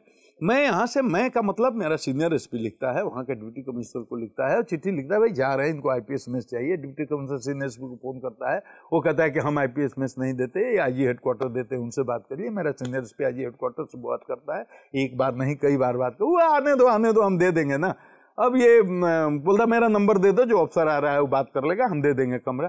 अब ये अफसर लैंड कर जाता है, ये बात करना चाहता है, हेडक्वार्टर से उनकी जवाब ही नहीं दे रहे हैं, कमरा नहीं मिला। संक्षेप में ये अपने बैचमेट मित्र दोस्त किसी के से बात करके, बड़ा ये जो संघवाद की धारणा है उसके बड़ा उलट है, एकदम अजूबा है, अनहर्ड ऑफ। मैंने तो सोचा ही नहीं, मैंने सुना ही नहीं कि हम राइटिंग में आपको कम्युनिकेट कर रहे हैं कि this officer is going, is IPS officer direct recruit, he is going to Mumbai for some official work, और हम बता दिए हैं कि किस लिए जा रहा है। इसको आईपीएस में किसी की बपौती थोड़े है। हमारे यहाँ पटना में आईपीएस में से देश का कोई आईपीएस अफसर आकर यहाँ रुक सकता है। ऑफिशियल काम से तो रुक ही सकता है, अनऑफिशियल काम से भी आकर रुक सकता है, चार्ज अलग अलग होंगे। तो आईपीएस में मतलब वो आईपीएस में से वो कोई भी आकर कहीं से रुक सकता है। ऑल इंडिया सर्विस जी, आप नहीं देते हैं वहाँ, वो ठीक है, हम नहीं माइंड करते हैं। विनय तिवारी अपने किसी बैचमेट दोस्त मित्र के थ्रू कोई सरकारी अकोमोडेशन पुलिस का ही है, वो कहीं अलग गोरेगांव में, वो अपना कर लेता है, आपको नहीं पता है। जब आप सीनियर एसपी को फोन लगाते हैं मुंबई पुलिस, वहां से डीसीपी, भाई आपका विनय तिवारी कहाँ ठहरा, क्योंकि आप तो जानते हैं आपने आईपीएस में दिया नहीं, कहाँ ठहरा। अब गुड फेथ में सीनियर एसपी कहता है भाई मेरा ऑफिसर तो गोरेगांव में ठहरा, आपने आईपीएस में नहीं दिया, उसने यहाँ अरेंज कर दिया, एग्जैक्ट लोकेशन बताइए, तो पता भी बता देता है यहाँ ठहरा। अब जैसे पता बताता है, 2 बीएमसी के अधिकारी वहां धमक पड़ते हैं। उस समय ये बाहर गया हुआ था, इन्वेस्टिगेशन में करने गया हुआ है, उसको फोन करते हैं कहाँ है आप, आ जाइए। ये कहता है मैं लेट आऊंगा, 11 बजे तक आऊंगा। तो नहीं, पूछते हैं आप लोकेशन बताइए कहाँ है, तो बताया मैं लोकेशन क्यों बताऊंगा अपना, आपको क्या काम है। तो नहीं, आइए, आपको हमको नियम कानून सिखाना है, आपको यहाँ का महाराष्ट्र का बीएमसी का आपको रूल कानून सिखाना है। कहा, बोले कि 11 बजे आऊंगा। अब वो 11 बजे 11:30 बजे पहुंचता है, आप मध्य रात्रि में आपके बीएमपी ऑफिसर जाते हैं, उसको क्वारंटीन करते, हाथ पर ठप्पा मार के आईपीएस अफसर को इस तरह कैदी की तरह। ये बहुत शॉकिंग है, बहुत दुखदाई है, बहुत पेनफुल है, और भारत के इतिहास में कभी ऐसा हुआ नहीं है। आम आदमी इसको नहीं समझ पाएगा, लेकिन आईपीएस ऑफिसर इस बात को समझते हैं कि कितना डिसग्रेसफुल है और कितना ह्यूमिलिएटिंग है कि आप उसके कलाई पर ठप्पा, कैदी को जैसे मुहर लगाते हैं जेल में, वैसे मुहर लगा करके आप बोलते हैं कि आप क्वारंटीन है। आप 2 लाइन का चिट्ठी बना करके दे देते या भाई क्वारंटीन हो गए, आप नहीं बाहर जाइएगा। वो नहीं जाता, वो डिसिप्लिन आदमी है, वो समझता है, फोर्स का आदमी है। आपको ये मध्य रात्रि में, अच्छा रात में जाने की जरूरत भी नहीं थी, आप सुबह 8 बजे को बुला देते उसको चाय पर अपने यहाँ, बुला के बोलते भाई देखो इन्वेस्टिगेशन वगैरह कुछ करने के लिए आए हो, हम ये नहीं करने देंगे, टीम को ले जाओ, वापस पैकअप करो, पटना जाओ, तो वो लेकर के आ जाता, कोई दिक्कत नहीं थी। लेकिन रात में मध्य रात्रि में जाकर चोर की तरह उसको ठप्पा लगाकर कहते हैं कि आप बाहर नहीं निकलिएगा, तो ये बड़ा ह्यूमिलिएटिंग है। दूसरे दिन मैंने मोर्चा खोल दिया, मैंने कहा कि ये तो बहुत, तो मैं आपने महाराष्ट्र के डीजीपी को फोन नहीं किया, आप देखिए पूछिए, उनको रिकॉर्ड पर है, उनको मैसेज भी दिया, जब फोन नहीं उठाया तो मैं डीजीपी बिहार गुप्तेश्वर में बात करना चाहता हूं, the way my officer has been quarantine is very unfortunate and I want to speak to you, kindly interfere and talk to BMC officials, this is not done. मैं बोलता हूं, लेकिन वो सीधा न बात कर रहे हैं न फोन उठा रहे हैं। मैंने कोई और इतना ही नहीं है, सुन लीजिए सौरभ जी, मैंने जब महाराष्ट्र पुलिस ने हमसे बात करना बंद कर दिया, मैसेज उठाना बंद कर दिया, तो मैं यहाँ के अपर मुख्य सचिव गृह से बोलता हूँ, एसीएस होम से, कि आप अपने काउंटर पार्ट महाराष्ट्र से बात करिए, सरकार टू सरकार बात होनी चाहिए कि ये ऑफिसर के साथ जो किया जा रहा है वो ठीक नहीं है। यहाँ का एसीएस होम, मेरा बैचमेट दिन भर फोन लगाता रहा, वहाँ के एसीएस होम ने नहीं उठाया, एसएमएस देता रहा, उसने एसएमएस नहीं दिया। मेरा एसीएस होम को बोला boss I am helpless, Maharashtra सरकार का कोई आदमी मेरा फोन नहीं ले रहा। मतलब कंप्लीट कम्युनिकेशन गैप बना लिया महाराष्ट्र ने बिहार से। उसके बाद मेरे पास क्या अवसर था, मेरे को तो मीडिया में आना ही था। तब मैंने बोलना शुरू किया कि ये तो आपका चरित्र बहुत संदिग्ध मालूम पड़ रहा है, आप जिस तरह आचरण कर रहे हैं वो तो बहुत डाउटफुल है, अब तो बहुत फिशी है, अब तो हमको लग रहा है कि इस केस में जरूर कोई ना कोई राज है। उसके बाद मैं मुखर हुआ, उसके पहले तो मैं बचाता रहा मुंबई पुलिस को, 4 अफसर को मेरा ह्यूमिलिएट किया, मैंने डिफेंड किया कि नहीं नहीं नहीं नहीं वो कुछ नहीं, ऐसा कुछ नहीं हुआ। लेकिन जब हमारे आईपीएस ऑफिसर के साथ जब बदतमीजी किया, तब तो मुझे तो मोर्चे पर आना पड़ा कि भाई अब तो मैं चुप नहीं बैठ सकता। फिर आपके अफसर समेत वो लोग वापस लौटते हैं, बहुत उसके लिए स्ट्रगल, सुप्रीम कोर्ट ऑब्जर्वेशन कर देता है कि भाई the way the officer IPS officer from Bihar has been बाकायदा अपनी टिप्पणी में खिंचाई करता है। उसके बाद भी वो उनकी खाल इतनी मोटी है कि छोड़ने के लिए तैयार नहीं है बीएमसी वाले। उसके बाद यहाँ से मेरे ऑफिसर बात करते हैं, बोलते हैं नहीं अभी विचार करेंगे। हमने कहा सुप्रीम कोर्ट का ऑब्जर्वेशन नहीं, अभी विचार करेंगे। तब हम फिर राइटिंग में चिट्ठी लिखवाते हैं यहाँ से कि विचार नहीं करेंगे, ये सुप्रीम कोर्ट का ऑब्जर्वेशन है, मैं आपको भेज रहा हूँ, आप राइटिंग में बोलिए कि आप छोड़िएगा कि नहीं छोड़िएगा, हम लीगल रिकोर्स लेंगे। तब जा करके छोड़ते हैं और उसको कहते हैं कि आज छोड़ दो, कल तक तुमको यहाँ रहना नहीं चाहिए क्योंकि 6 दिन हो गया था, अगर रह गए तो फिर 7 दिन क्वारंटीन करेंगे। अब कोई फ्लाइट नहीं है पटना की, तो इसको हम वहां से बोलते हैं हैदराबाद जाने के लिए। वो मुंबई से हैदराबाद जाता है, हैदराबाद से 12 बजे रात को, 11:30 बजे रात को, 12 बजे रात को यहाँ पटना पहुंचता है। ये क्या है? मतलब चोर है, एब्सकॉन्डर है, डाकू है, क्रिमिनल है, क्या है? इस तरह से व्यवहार किया जाता है किसी IPS ऑफिसर के साथ। यही तो मेरी गुस्ताखी है। तो मैं बोल देता हूँ तो लोग पॉलिटिकल बनाने लगते हैं, क्यों इतना बोल रहे हैं? हमारे अफसर को बेइज्जत कीजिएगा तो हम चुप रहेंगे? फोर्स के लीडर है हम।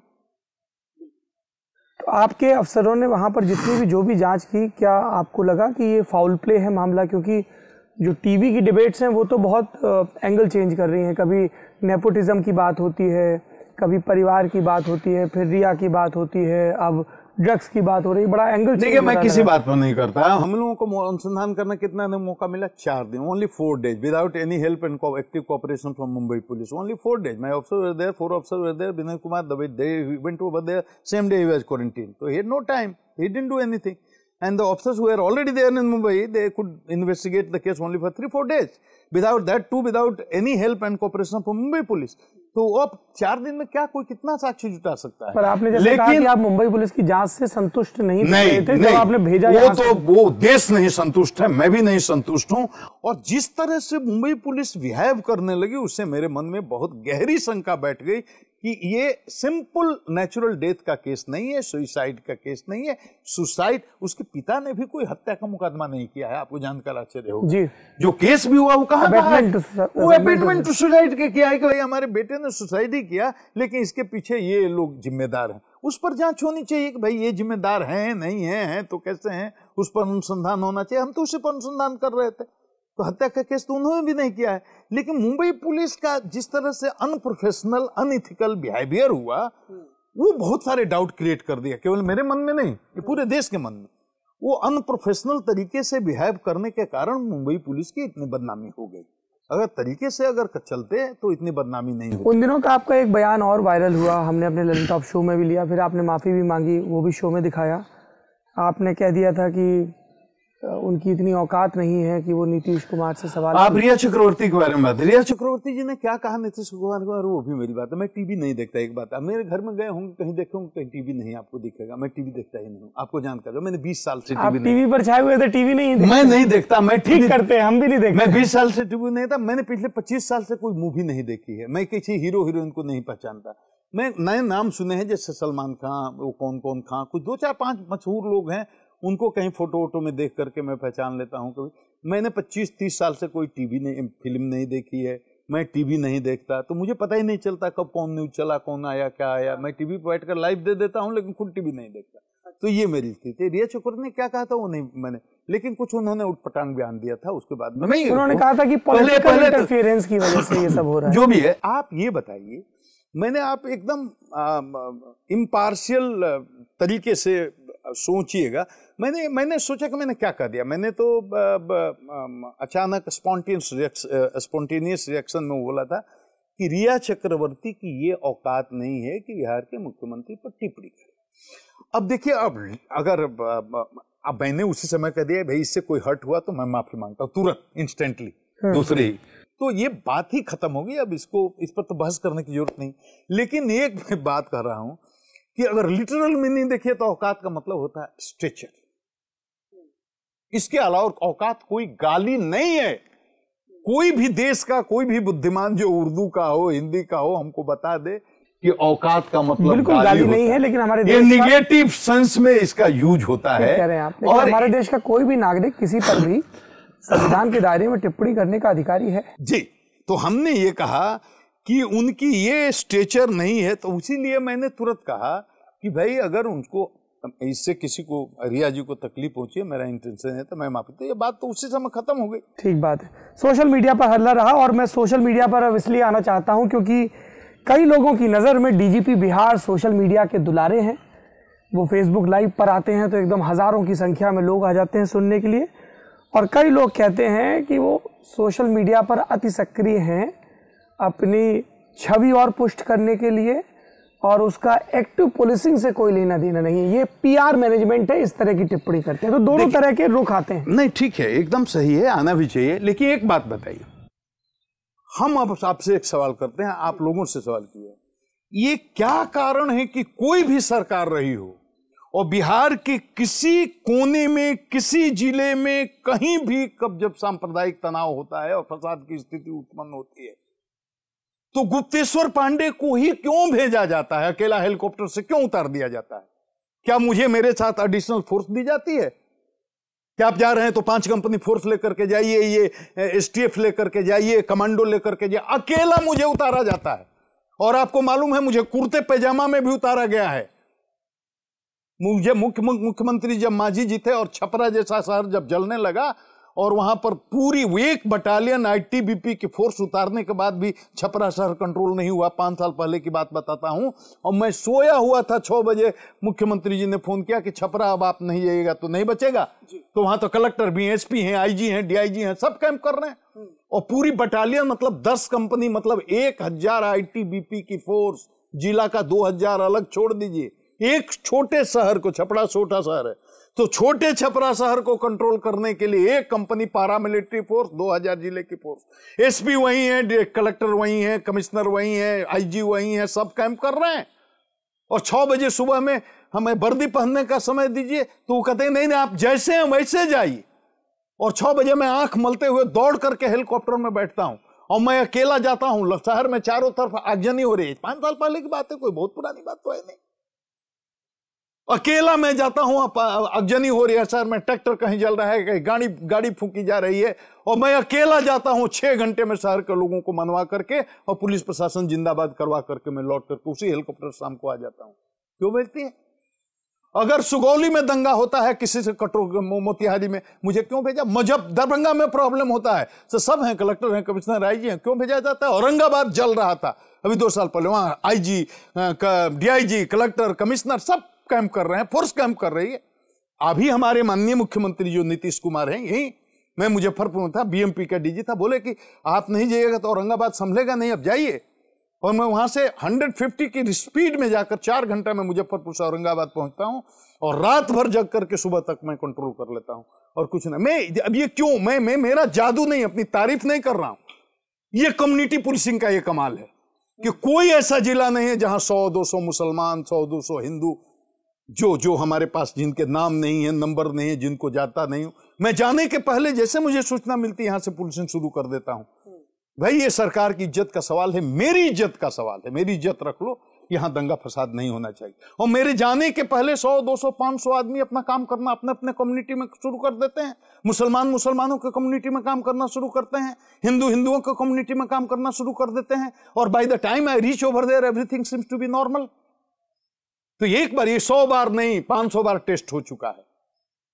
उस समय क्या लगता है ये ताकत है, उस समय कोई नहीं कहता ये कैसे हो जाता है। इस बिहार में कैसे कैसे दंगे हुए, नालंदा का दंगा सुना होगा, भागलपुर का दंगा सुना होगा, तो कैसे कैसे दंगे हुए, सासाराम का दंगा सुना होगा। मैंने तो देखा है, मैंने नालंदा का भी देखा है, सासाराम का भी देखा है। 40-40, 50-50 लोग कमा, महीनों दिन तक, 3-3 महीने तक सरकार की कितने संसाधनों की। तो आपको लगता है कि आपका जो कम्युनिटी पुलिसिंग का तरीका है या सोशल मीडिया के जरिए कनेक्ट है, वो हेल्प करता है इसमें?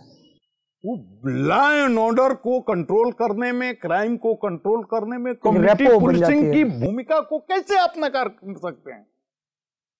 कैसे आप इसको निगेट कर सकते हैं? कोई भी, आप किसी विचारधारा के हो, हमारे तारीफ करने वाले प्रशंसक हो, हमारे आलोचक हो, आप वामपंथी हो, आप दक्षिणपंथी हो, किसी पॉलिटिकल पार्टी से आपका अफिलिएशन हो, वो आप कैसे इस बात से इनकार कर सकते हैं कि कम्युनिटी पुलिसिंग का सकारात्मक प्रभाव विधि व्यवस्था और अपराध नियंत्रण पर पड़ता ही है।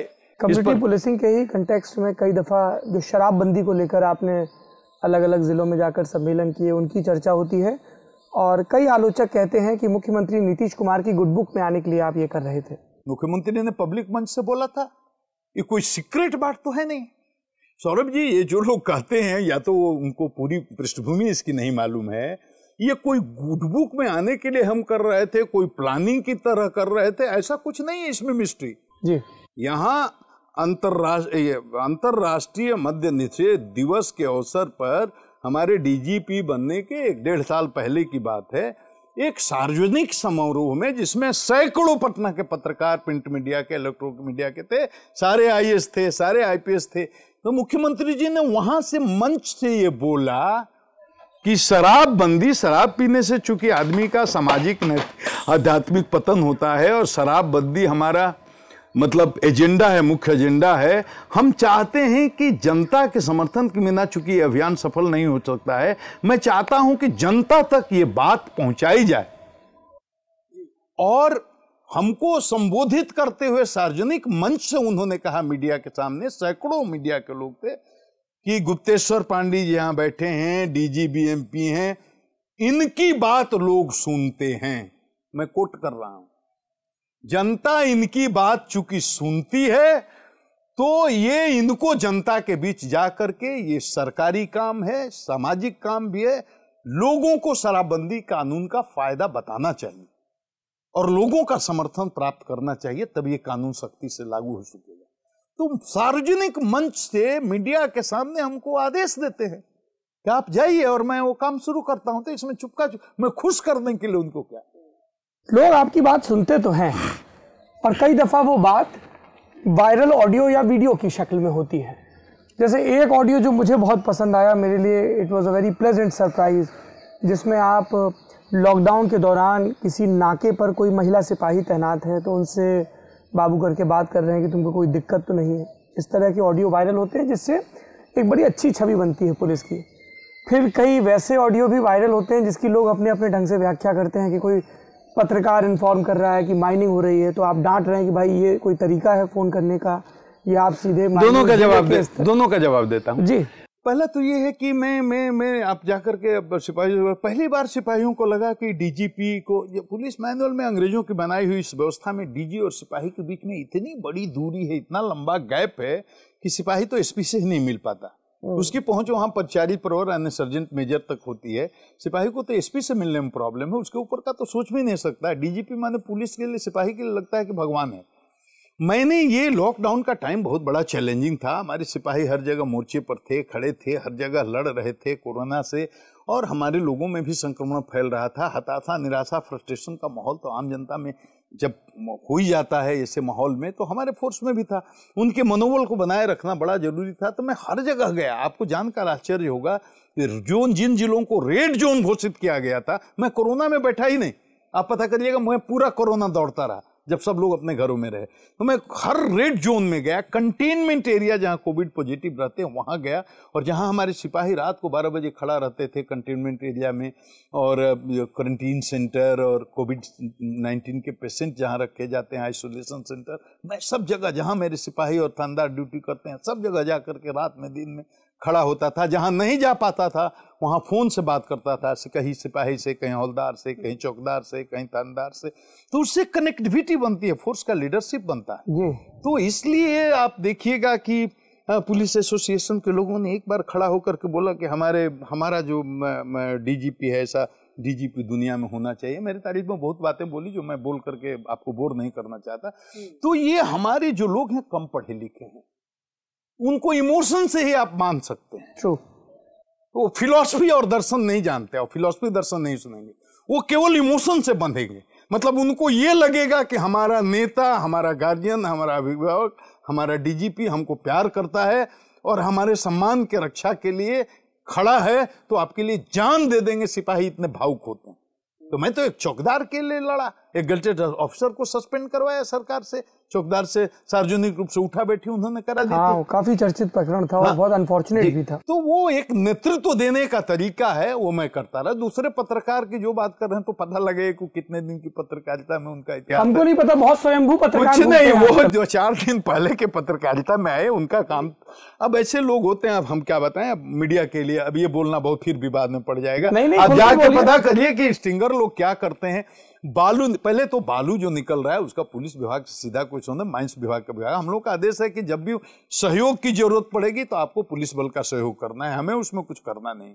लेकिन आप 3 बजे रात में, 3 बजे रात का मतलब आप समझिए, मुंबई दिल्ली में तो 3 बजे रात में भी लोग जगते हैं और काम करते हैं, ये बिहार में 3 बजे रात में सीधे डीजीपी को, वो पत्रकार जो 4 दिन पहले जिसने माइक थामा, 4 दिन पहले, उसके पहले पत्रकार न कभी था, वो था, वो रात में 3 बजे वो थाना थाना घूम रहा है और ट्रक चेक कर रहा है बालू का, तो उसके पीछे उसकी क्या मंशा होगी? वो तो ट्रैप करने के लिए प्लान योजना के तहत ऑडियो रिकॉर्ड किया गया, ऑडियो रिकॉर्ड किया गया पहले से, व्हाट्सएप पर वो बात है, वो रिकॉर्ड हो गई। तो आप समझिए कितनी तैयारी रही होगी। मैंने गुस्सा में उसको बोला, डांटा, कुछ अपशब्द का भी प्रयोग किया, और सही है, लेकिन वो क्या करने गए थे वो जरा पता लगाइएगा तो आपको पता चल जाएगा। तो ये बहुत दुर्भाग्यपूर्ण है। ये तो ऑडियो की बात हुई। एक डीजीपी साहब का वीडियो बड़ा वायरल हुआ था जिसमें वो तैर रहे थे गोपालगंज में, और कई लोगों ने कहा जो आपकी पुलिसिंग के समर्थक हैं कि देखिए ऐसे नज़ीर पेश की जाती है। कई लोगों ने कहा कि डीजीपी थिएट्रिक्स करते हैं, उनको वर्दी उतार के पानी में उतरने की जरूरत नहीं थी, ये काम तो एक सिपाही भी कर सकता था अगर डेप्थ नापनी थी। उसका इम्पैक्ट नहीं होता। आप नहीं जानते, जो बोलते हैं वो नहीं जानते, बड़े थ्योरेटिकल, बड़े सतही लोग हैं जो ऐसा बोलते हैं। देखिए ये हालात ऐसे थे। Let me tell you sir, पूरे ऑल इंडिया पुलिस सर्विस में इस एक वीडियो की बहुत चर्चा हुई, बहुत डिस्कशन हुआ। जी मैं बता रहा हूँ ऑल इंडिया, देखिए बाकी लोग अफसर हैं, हाकिम हैं, मैं हाकिम तो हूँ नहीं। मेरे को आकर के आप मेरे साथ, तो इसलिए मैंने कहा था एलन जी, ये सौरभ जी, कभी अब पटना आइएगा तो मेरे यहाँ भी एक दिन ठहरिएगा, देखिएगा मेरे जीवन, मैं कैसे अपने बच्चों के साथ रहता हूँ, कैसे मैं अपनी गैया के साथ रहता हूँ, कैसे मैं अपने सर्वेंट के साथ, जो कुक खाना बनाते उसके साथ मेरा कैसा व्यवहार है, वो देखिएगा तो आपको बड़ा आनंद आएगा। मैं तो सहज हूँ और सहज ढंग से रहता हूँ। अब एक आदमी, एक पोर्टल न्यूज पर न्यूज चला दिया जाता है कि इस गाँव में एक हिंदू लड़के की मस्जिद में काट करके गर्दन बलि दे दी गई। Fake news. अब ये totally 100% 200% fake, completely baseless, concocted news, जिसका कोई सिर पे पैर नहीं। आप चला दिए, आप तो इसका कॉन्सिक्वेंस नहीं जानते हैं। नतीजा ये होता है उस गांव में 15 घर मुसलमान हैं और 400 साढ़े 400 घर हिंदू हैं। अब वहां आपने न्यूज चला दिया। अगर आपके नहीं तो विवेकी लोग हैं वहां, मैंने तुरंत जैसे मुझे पता चला मैंने अपने लोगों को एक्टिवेट कर दिया कि अरे भाई देखो, नहीं तो 15 घर मुसलमान पर तो दूसरे दिन अटैक हो जाता और पीस पीस काट देते, सांप्रदायिक तनाव भड़क जाता। तनाव क्या, फसाद केवल वहां नहीं होता सौरभ जी, पूरे बिहार में, और बिहार तक ही नहीं रहता, बिल्कुल उत्तर प्रदेश का बॉर्डर हो, ये यूपी तक इसकी आग फैलती और इधर झारखंड तक आग फैलती, और 3 राज्य तो उस हिंसा के चपेट में आते, और 2 दिन 3 दिन के अंदर हजारों लाशें गिर जाती। इतना सीरियस मामला था। मैंने एसपी को भेजा, खंडन करो, एसपी जाकर खंडन करता है, मीडिया में बोलता है भाई ऐसी कुछ बात नहीं है, कोई मानने को तैयार नहीं। डीआईजी को बोला तुम जाओ संभालो इसको, डीआईजी भी प्रेस मीडिया को ब्रीफ करता है, कोई जनता पर असर नहीं होता है। मैं देखता हूं कि अब तो फसाद हो ही जाएगा, चारों तरफ इतना र्यूमर, इतना फसाद, और चारों तरफ से हमको मैसेज आने लगते हैं कि हिंदू लड़के की बलि दे गई, आप क्या कर रहे हैं, कैसे डीजीपी हैं, क्यों बैठे हुए हैं। तब मैं भयभीत हो जाता हूं। मैं कम्युनल ये सिचुएशन हैंडल करने का मुझे बहुत अनुभव है, मुझे इसको विशेषज्ञ लोग मानते हैं, मैं हूं नहीं, लेकिन संजोग से जहां भी गया हूं, हजारों बार, सैकड़ों बार ऐसे तनाव के हालात में, वहां मैं सफलतापूर्वक शांति बनाए रखने में सफल हुआ है। इसलिए मुझे विशेषज्ञ भी मान लिया गया है, मुझे ट्रबल शूटर भी मान लिया गया है। मैंने तुरंत सिचुएशन को भांपा, तुरंत भाग करके वहां पहुंचा, और मैं जाकर के उसके पिताजी का इंटरव्यू लेता हूं, उसके माँ का इंटरव्यू लेता हूं, उसके नाना जी का इंटरव्यू लेता हूं। लगता है कंप्लीटली ट्यूटर्ड लोग हैं। अब वो इस तरह से बयान को बदल रहे हैं। किया था उनको ट्वीट किया जो लोग दंगा फसाद फैलाना चाहते थे, सांप्रदायिक ताकतें जो उनको चाहती थी कि यहाँ कुछ तनाव हो जाए, वैसे लोग ट्वीट किएंगे। और कौन जो शांति चाहेगा वो उनको इस तरह से ट्विटर करेगा। तो मैं उनको इंटरव्यू लेता हूं, मैं कहता हूं बताओ, तो वो घुमा फिरा के जवाब देते हैं। मैं ले जाता हूं घटनास्थल पर जहां से लड़के की लाश निकली है। लाश अकेले में नहीं निकली, लाश गांव के 500 आदमी के सामने निकली। वहां थानेदार था, वहां एसपी था, पूरे पुलिस फोर्स के लोग थे, स्थानीय पत्रकार थे, गांव के 500 लोग आए थे साथ साथ, सबके सामने लाश निकली। लेकिन फिर भी उसके पिताजी बोलते हैं यार लाश यहाँ नहीं निकली, वहां निकली। मैं यहाँ डूबने भर पानी नहीं, मेरे बेटा कैसे डूब जाएगा। और कहाँ निकली, तो वहां निकली। वहां नहीं, वहां नहीं, वहां तो वहां डूबने भर पानी नहीं है, वहां कैसे डूब जाएगा, वहां डूबने भर पानी। इतने तमाशे होते हैं। मैं उस समय मैं सोचता हूँ ये मैं इमोशनल आदमी हूँ। मैं मुझे क्या पता था कि वहां कोई फोटो लेने वाला नहीं था, ना कोई प्रेस का आदमी था, ना कोई पत्रकार था, ना कोई वहां शूटिंग करने वाला था, कोई नहीं था। ये वीडियो जो देखते हैं एक सिपाही का लिया हुआ, जो किसी तरह से 4-5 दिन तक, कहीं वीडियो नहीं है, 4-5 दिन के बाद कहीं एक आदमी को हाथ में लग गया और ये वायरल हो गया। ये कोई कैमरा से प्रोफेशनल तरीके से नहीं लिया गया, कोई था ही नहीं वहां पत्रकार। कोई भी नहीं था। तब मुझे बहुत गुस्सा आया, मैं वर्दी खोलता हूं, गमछी पहनता हूं, 42 मिनट तक नदी में वो लड़के के पिताजी ने, वादी ने हमको दौड़ाया 42 मिनट तक। वहां देखिए, मैं वहां भी नाप के बताता हूं, यहां भी हाथी के डूबने भर पानी है, यहां भी हाथी पर डूबने पर 42 मिनट के बाद तब वो संतुष्ट होता है कि हाँ सब जगह डूबने भर पानी है। और मैं बताता हूं तब ऑडियंस को कि देखिए इस गांव में मस्जिद ही नहीं, तो मस्जिद में बलि देने की बात कहां से आ गई? मस्जिद ही गांव में नहीं है और मस्जिद में बलि, गांव में पादरी और जो बोलते हैं कि मौलाना इमाम वो पानी छिड़ता, गांव में कोई पादरी मौलाना ही इमाम है ही नहीं। तो ये सब बातें पूरी तरह से बेसलिस है। तो मैं थोड़ी परवाह, मैं दिल से करता हूं कोई काम। मैंने बहुत बड़े फसाद को टाल दिया, बिहार को बर्बाद होने से बचा दिया, हिंदू मुसलमानों को कटने मरने से बचा दिया, बस मेरा मकसद इतना ही है। आपका ये मकसद रहता है आपके हिसाब से। पिछले दिनों बकरीद पर भी आपकी एक अपील वायरल हुई और कई लोग उस पर टिप्पणी लिख रहे थे, मौलाना गुप्तेश्वर पांडे। हाँ, फैनेटिक लोग लिखते हैं जो एकदम धर्म को जानते नहीं, धर्म को समझते नहीं है। मैं तो एक तो ब्राह्मण क्या था ये मामला, थोड़ा सा हमारे दर्शकों कुछ नहीं, बहुत सिंपल मामला है, कुछ नहीं मामला है, बकरीद का मामला है। जब भी देखिएगा, जो भी त्योहार आता है, होली आए तब, दिवाली आए तब, दशहरा आए तब, ईद आए तब, मुहर्रम आए तब, बकरीद आए तब, मैं लॉ एंड ऑर्डर बनाए रखने के लिए शहर में अपील करता हूँ। बिहार के सूचना और जनसंपर्क विभाग के लोग मेरे पास आ जाते हैं, उनको इंस्ट्रक्शंस हैं, वो मेरे ले जाते हैं और कहते हैं अपने साइट पर डालते हैं, आप देखिएगा जी। उनका मानना है कि मेरी अपील जब जाती है तो जनता पर इसका बड़ा सकारात्मक प्रभाव पड़ता है और बहुत जगह पर जहां तनाव होते हैं उसको हैंडल करने में जिला प्रशासन को सुविधा होती है। तो वो मेरा रिकॉर्ड करके ले जाते हैं। तो मैं सोशल मीडिया से बोलता हूँ, हमेशा जब भी कोई तनाव का माहौल होगा या फेस्टिवल का माहौल होगा जिसमें तनाव होने की संभावना है, उसमें मेरी अपील जाती है। मैं रूटीन बकरीद पर क्या अपील? बकरीद पर मैंने किया, एक कलमा पढ़ा और लोगों को ये समझाया उसमें बड़े सलीके से कि एक खास जानवर विशेष की कुर्बानी देने का प्रावधान कुरान में और हदीस में कहीं भी नहीं है। गोकशी का मैंने बहुत तरीके से बताया, कलमा पढ़ करके बताया। अब जो मूल बात को समझने वाले समझ गए, मतलब अकलियत के सारे लोग समझ गए, और मुझे इस बात का बहुत ही गौरव है और इस बात का नाज है कि बिहार के मुसलमानों में मतलब पहली बार हुआ होगा शायद, एक भी बकरीद में कहीं गाय की हत्या नहीं हुई, गाय बछड़े की हत्या नहीं हुई बिहार में। पहले होती थी लगातार, पहले सुना है होती थी। अब ये सब मैं नहीं कह सकता, बोलने की बात नहीं है, लेकिन ये हुआ कि अब की बार तो एक भी शिकायत, चोरी छुपे कहीं कहीं कुछ हो ही जाता है, लेकिन पहली बार हुआ कि कोई नहीं कह सकता है कि कहीं भी बिहार में कहीं भी कोई गाय या बछड़े की हत्या हुई हो या उसकी बलि दी गई हो। तो अकलियत के लोग इतने समझदार हैं, मेरी बात का इतना कदर करते हैं, इतना हमसे इमोशनली जुड़े हुए। ये बात दूसरे किसी को बुरा लग जाए तो उसमें मेरा क्या दोष है? आप इसके लिए मौलाना कहिएगा, संस्कृत का श्लोक, कोई वेद का मंत्र कोई मौलवी पढ़ ले तो हिंदू हो जाएगा, हम कलमा पढ़ लिए तो हम मुसलमान हो गए। इसकी मुझे परवाह नहीं है, मैं इस सब बातों का परवाह नहीं था करता। मैं सांप्रदायिक नहीं हूं, मैं सांप्रदायिक सद्भाव में विश्वास करता हूं और ये इस बारे में मुझे कोई गलतफहमी नहीं। अच्छा, एक बात और है जो बिहार के लोग खूब करते हैं, और अब हमारा इंटरव्यू बिल्कुल अपने उत्तरार्ध पर आ गया है।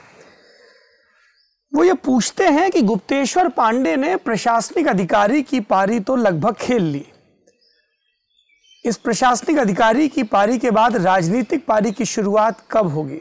$1 मिलियन क्वेश्चन है, बहुत लोग पूछते हैं। अब आपने अचानक हमको सरप्राइज दे दिया कि आपने माइक पर पूछ लिया, लेकिन पर्दे के पीछे तो ऐसे तो आपसी बातचीत में जितने मित्र हैं, चाहे वो मीडिया में हो, बाहर भी, हर क्षेत्रों में, वो सब पूछते हैं कि भाई आपकी क्या इच्छा है, क्या तो कोई तो वजह होगी जब इतना शोर बरप रहा है, इतने सवाल पूछे जा रहे हैं। प्रोफाइल के चलते बरप रहा है। मैंने उन्हें 2009 में मैंने एक बार इस्तीफा दिया था, उसको भी लेकर के लोग चाहते, मैंने इस्तीफा दिया था, लेकिन ये आप लोकसभा का चुनाव लड़ना चाहते हैं? माइक पर बोल रहा हूं, मैं हो सकता है कि लड़ना चाहता हूं, लेकिन थैंक यू, कोई बात नहीं। लेकिन मैंने सब जगह बोला है भाई कि मैंने इस्तीफा दिया था, तो मेरे को आप जोड़ करके आप देखते हैं, मैंने कोई पॉलिटिकल पार्टी ज्वाइन की थी क्या, मैंने कोई पॉलिटिकल मीटिंग की थी क्या, मैंने कहीं पॉलिटिकल कोई किसी नेता के साथ डायस शेयर किया था क्या, मैंने कहीं किसी से कोई टिकट मांगा था क्या? आपने टिकट नहीं मांगा था, लेकिन बीजेपी के सत्तारूढ़ सांसद लालमुनि चौबे जरूर शंकित हो गए थे आपके इस्तीफे से। नहीं, हमारे इस्तीफे से तो आज भी मैं इस्तीफा देने की बात करूं तो 1 दर्जन लोगों के पसीने आ जाएंगे, लेकिन क्यों आते हैं उसका कारण क्या? पब्लिक कनेक्टिविटी है। आज भी बहुत लोगों को हर जगह कोई कहता है कि यहाँ से चुनाव लड़ जाएंगे, कोई कहता है यहाँ से चुनाव लड़ जाएंगे, कोई कहता है यहाँ से चुनाव लड़ जाएंगे। 1-2 जगह की बात थोड़े है। चलिए, तो मैं आपकी बात मान लेता हूं कि आपकी कनेक्टिविटी है, इसलिए ये सवाल पूछे जाते हैं।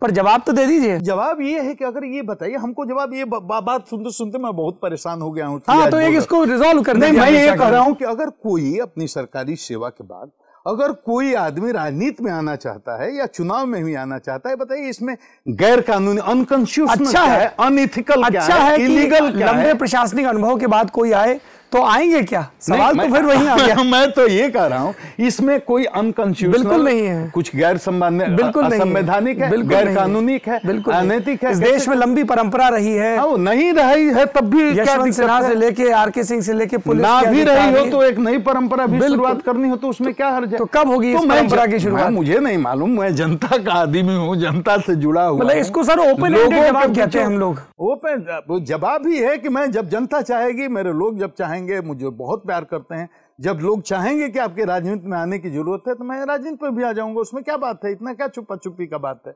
अच्छा, ये तो प्रशासक आईपीएस डीजीपी गुप्तेश्वर पांडे की बात होगी। अभी मैं जब आपके दफ्तर से आ रहा था तो वो एक कमरे में तबला हारमोनियम वगैरह रखा हुआ था।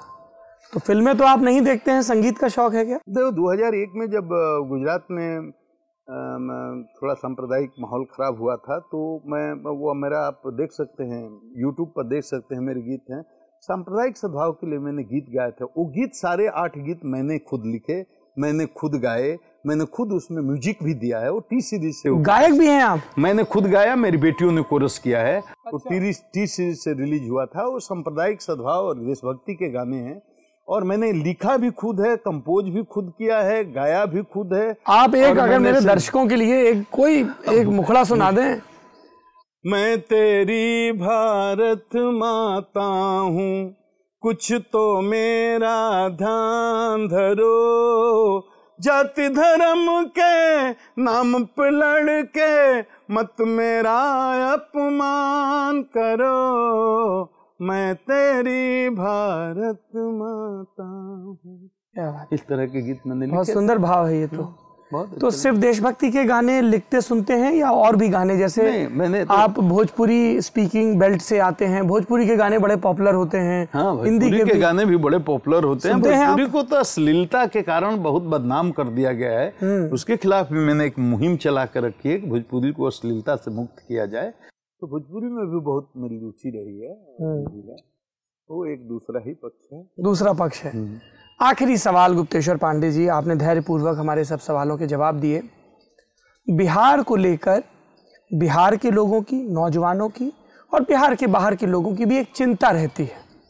उसके बहुत सारे ऐतिहासिक राजनीतिक कारण हैं, स्टीरियोटाइप्स हैं बिहार को लेकर। बिहार के एक वरिष्ठ प्रशासक के तौर पर, एक बुजुर्ग नागरिक के तौर पर, अनुभवी नागरिक के तौर पर बिहार के और देश के नौजवानों को आप क्या कहना चाहेंगे कि वो इतनी दुश्वारियां हैं, इतने संकट हैं, उन सब से पार पाके कैसे जीवन में बेहतर करें, बिहार की छवि बेहतर हो, देश की छवि बेहतर हो? तो सबसे बड़ी चुनौती हमारे आसपास ये है, मैं सब लोगों से होता हूँ, ठीक है, बेरोजगारी है, कमजोरी है, गरीबी है, बहुत तरह की चुनौतियां हैं। उन चुनौतियों पर कभी अलग से बातें हो जाएंगी, अभी वो बात करने का वक्त। मैं नौजवानों से कहता हूँ सबसे बड़ी चुनौती ये है कि जो डिवाइडेड सोसाइटी है, मतलब सिविल सोसाइटी है, ये बहुत खतरनाक है। हम जातियों के नाम पर लड़ते हैं, हम धर्म के नाम पर लड़ते हैं, हम मजहब के नाम पर लड़ते हैं, हम छोटी छोटी बातों पर, गली के लिए, नली के लिए, खेत के लिए, खलिहान के लिए, मुर्गा के लिए, मुर्गी के लिए, कतरी के लिए, बकरी के लिए, मूछ के लिए, पूंछ के लिए। इससे बिहार बहुत कमजोर हो रहा है। अपने जात के असामाजिक तत्वों को हीरो बना करके जो उनकी पूजा, अभ्यर्थना, वंदना और उनको सामाजिक सम्मान देने का कारण जो परंपरा चल पड़ी है, उसके चलते बिहार की बहुत बदनामी होती। तो मैं ये कहता हूं बिहार के नौजवानों को, अगर सचमुच बिहार की सांस्कृतिक विरासत को कायम रखना है, बिहार को देश के अग्रणी राज्यों की सूची में लाना है और बिहार को बदनाम होने से बचाना है, तो सबसे पहली शर्त यह है कि आप हताश न हो, निराश न हो, निरुत्साहित न हो और जात पात से ऊपर उठें। जात पात ने बिहार को जकड़ कर रखा है पूरी तरह से, इसके सोशियो इकोनॉमी को पूरी तरह से बर्बाद करके रखा है। अब जात पात से ऊपर उठ करके और अपनी ताकत को महसूस कीजिए और एक साथ हुंकार भरिए, तो बिहार अंगड़ाई लेकर के फिर से खड़ा हो जाए। दुरुस्त बात है। गुप्तेश्वर जी, पुलिस फोर्स और पुलिस फोर्स के बाहर बहुत सारे लोग आपको बाबा बोलते हैं, आपको इल्हाम है इस बात का? मैं बहुत पहले से बोलते हैं तो बहुत कम लोग मेरे कान तक ये बात पहुंचती थी। अब बहुत ज़्यादा लोग बोलते हैं। सिपाहियों ने ही शुरू किया था, क्योंकि अब तो बहुत लोग बोलने लगे हैं, तो मुझे कोई इसकी चिंता नहीं होती। ठीक है, बाबा भी प्यार से, भाई को भी बाबा बोला जाता है, तो सम्मान से बोलते हैं। और बाबा मतलब मूर्ख भी होता है, तो कुछ लोग व्यंग में भी बाबा बोलते हैं और कुछ लोग प्यार से भी बाबा बोलते हैं। मुझे दोनों स्वीकार है, मुझे उसमें कोई आपत्ति नहीं। चलिए, बहुत बहुत शुक्रिया। आप लल्लन टॉप अड्डा देख रहे हैं। हमारे साथ हैं बिहार के डीजीपी गुप्तेश्वर पांडे, 1987 बैच के आईपीएस अफसर, चर्चित अफसर। इस पूरी बातचीत के बारे में, बातचीत में जो बातें कही गई उनके बारे में आपकी जो भी राय हो कमेंट बॉक्स में जरूर बताएं। लल्लन टॉप बार बार ये बात कहता है कि संवाद जरूरी है। हम अपने हिस्से की बात आप तक पहुंचाएं, आप अपने हिस्से की बात करें, ताकि सीखने सिखाने की ये प्रक्रिया चलती रहे और इसी के जरिए जमहूरियत, लोकतंत्र, डेमोक्रेसी मजबूत होती रहे। बहुत बहुत शुक्रिया सर। Thank you.